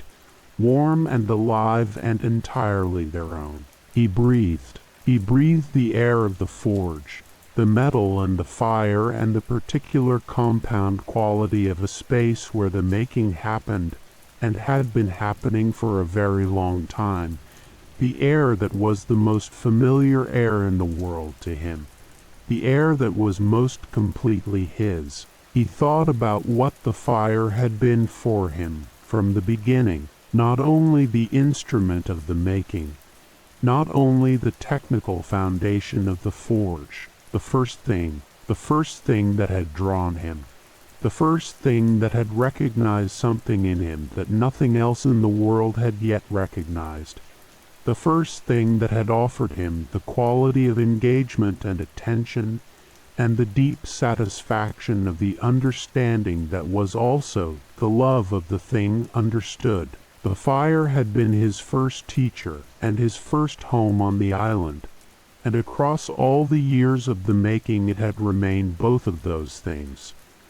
The teacher that was always offering more than had been learned, and the home that was always the place from which the most honest responses to the world arose. He was the god of this. He was the god of the fire, and of everything the fire made possible, and of the making that the fire served, and of the world that the making was building and had been building since the first mortal sat at the first fire and felt the warmth of it and decided not to let it go out. The lamp burned on the stone of the forge. Its flame was small and steady and warm in the quality of the forge's evening, burning with the patient certainty of a fire that has been well made and is doing exactly what it was made for, giving exactly the quality of light and warmth that the space and the person in it required. He rested his hands on his knees, the palms faced upward in the position of the maker at rest, the position that had become his most natural resting position across all the years of the forge, the position that expressed without words the quality of the maker who is given what the work required and is now open to whatever comes next, whatever the next making will be, whatever the next form the fire and the metal and the hammer and the skill will find their way to. The forge was warm, the lamp burned, the golden women were still, and somewhere above the deep of the mountain where the forge lived in its heat and its dark and its smell of metal and fire, The mortal world was going about the ordinary business of its evening, the hearth fires being lit against the coming dark, the potters banking their kilns, the smiths setting down their hammers at the end of the working day, the ordinary human fire being tended in the ordinary human way by the ordinary human hands that had been tending it since the beginning of the fire and the beginning of the world and the beginning of the long and extraordinary human project of making the world habitable, and then making the habitable world beautiful, and then making the beautiful world permanent in the form of the things that the hands could make. He was the God of all of it. He was the God of the fire and the making and the mortal craftsman and the divine craft and the small beautiful lamp and the great beautiful shield and the hearth fire of the Sintians who had cared for the injured child and the forge fire of the divine mountain, and all the fires and all the hearths and all the kilns and all the forges and all the lamps of all the ages of the mortal world, all of them expressions of the same principle, all of them the same fire in different forms, all of them his. The lamp burned on the stone, the forge was warm, and he rested in the quality of the long day and the long making and the long relationship with the fire that was older than everything else in his existence, and would be present when everything else had found its ending. The fire that had been his first teacher and his first home, and his first evidence that the world had a place in it for what he was and what his hands could do. The warmth of the fire remained long after the work was done. The forge was quieter now than it had been all day. The great bellows rested. The hammers hung motionless from their places on the wall. The anvils that had sung beneath countless strikes sat in silence, their dark surfaces reflecting the last gentle glow from the banked coals. Hephaestus sat near the cooling forge and listened to that silence. It was not an empty silence. It was the silence that followed honest work, the silence that arrived when effort had become completion, the silence of a thing made well. Throughout the day the forge had been alive with motion. Metal had glowed white and gold beneath the heat. Sparks had drifted upward like brief stars. Tools had moved from hand to hand. The rhythm of making had carried him forward hour after hour, just as it had carried him through years beyond counting. Now the rhythm had slowed. Now there was only the gentle settling of cooling metal, and the occasional soft crackle from the heart of the fire.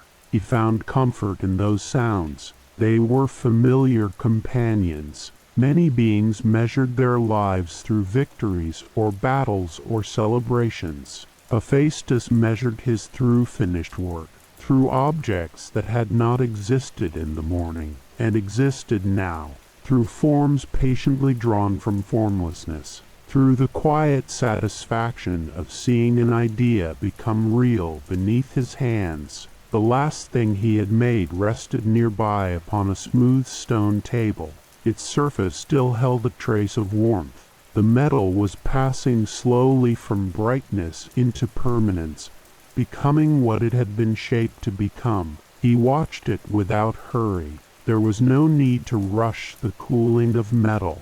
Metal had its own pace. Everything did. That was one of the first lessons the forge had taught him. Many years ago, on an island far from Olympus, he had learned that forcing a thing rarely improved it. Heat came when heat was needed. Pressure came when pressure was needed. Patience mattered as much as strength, perhaps more. His gaze drifted downward toward his leg. Even after all this time, the old injury remained. The fall had never entirely left him. Some days it announced itself with a dull ache. Some days it was only a slight stiffness in his movement, but it was always there, a permanent companion, a reminder carried within his body. Long ago he had wished for its absence. Long ago he had imagined that happiness might arrive if the injury disappeared, if the fall had never happened, if he had been welcomed instead of cast away.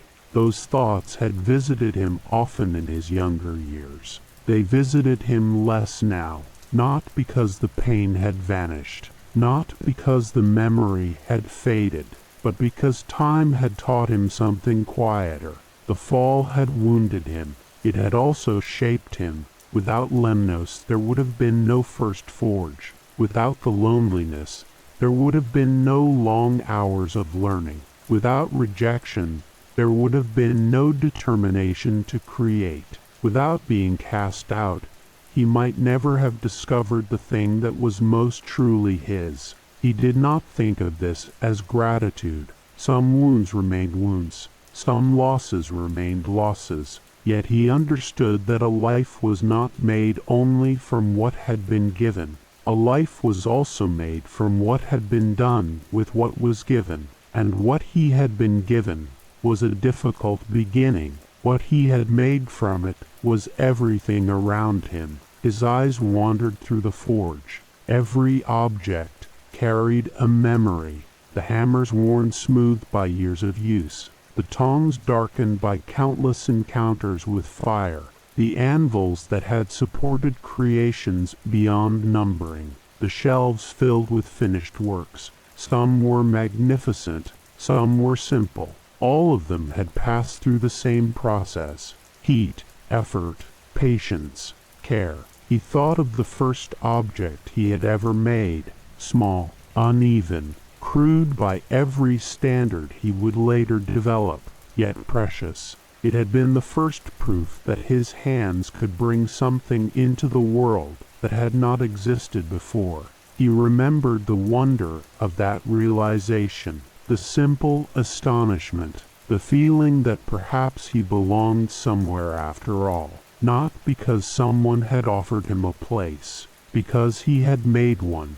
The thought settled over him with the same gentle warmth as the forge. Above, Olympus continued its endless life. Gods feasted, gods argued, gods fell in love, gods quarreled. The bright halls remained bright. The celebrations continued.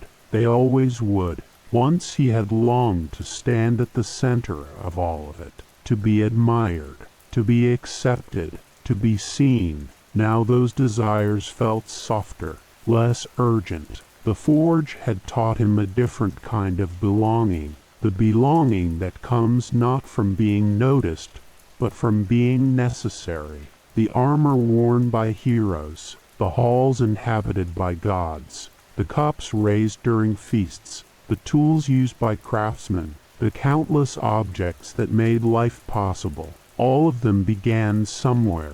Most began in hands. That knowledge was enough, more than enough. The fire settled lower. The room grew dimmer. Shadows lengthened along the stone floor. The warmth remained. Hephaestus leaned back and allowed himself to rest. True rest, the kind that follows effort rather than avoiding it, the kind earned through use, the kind that arrives when nothing more needs to be done today. Around him stood the evidence of a life spent making, not a perfect life, not an easy life, not a life untouched by sorrow, but a real one, a life shaped with the same care he brought to every piece of metal that entered his forge. Outside, the world continued. Mortals gathered around hearth fires. Smiths worked late into the evening. Builders raised walls. Potters shaped clay. Weavers guided thread through patient hands. Small flames glowed in homes across the earth, and in every flame there lived a distant echo of the fire he loved, the fire that warmed, the fire that transformed, the fire that made creation possible. He watched the final embers glow softly in the darkness. The forge was resting, the tools were resting, the work was complete for today. And so at last was he. The warmth of the fire lingered, the metal cooled, the quiet deepened, and beside the gentle glow of the forge that had carried him through a lifetime of making, Hephaestus rested peacefully, surrounded by the things his hands had brought into the world, while the last traces of warmth drifted softly through the darkness and into the calm of sleep.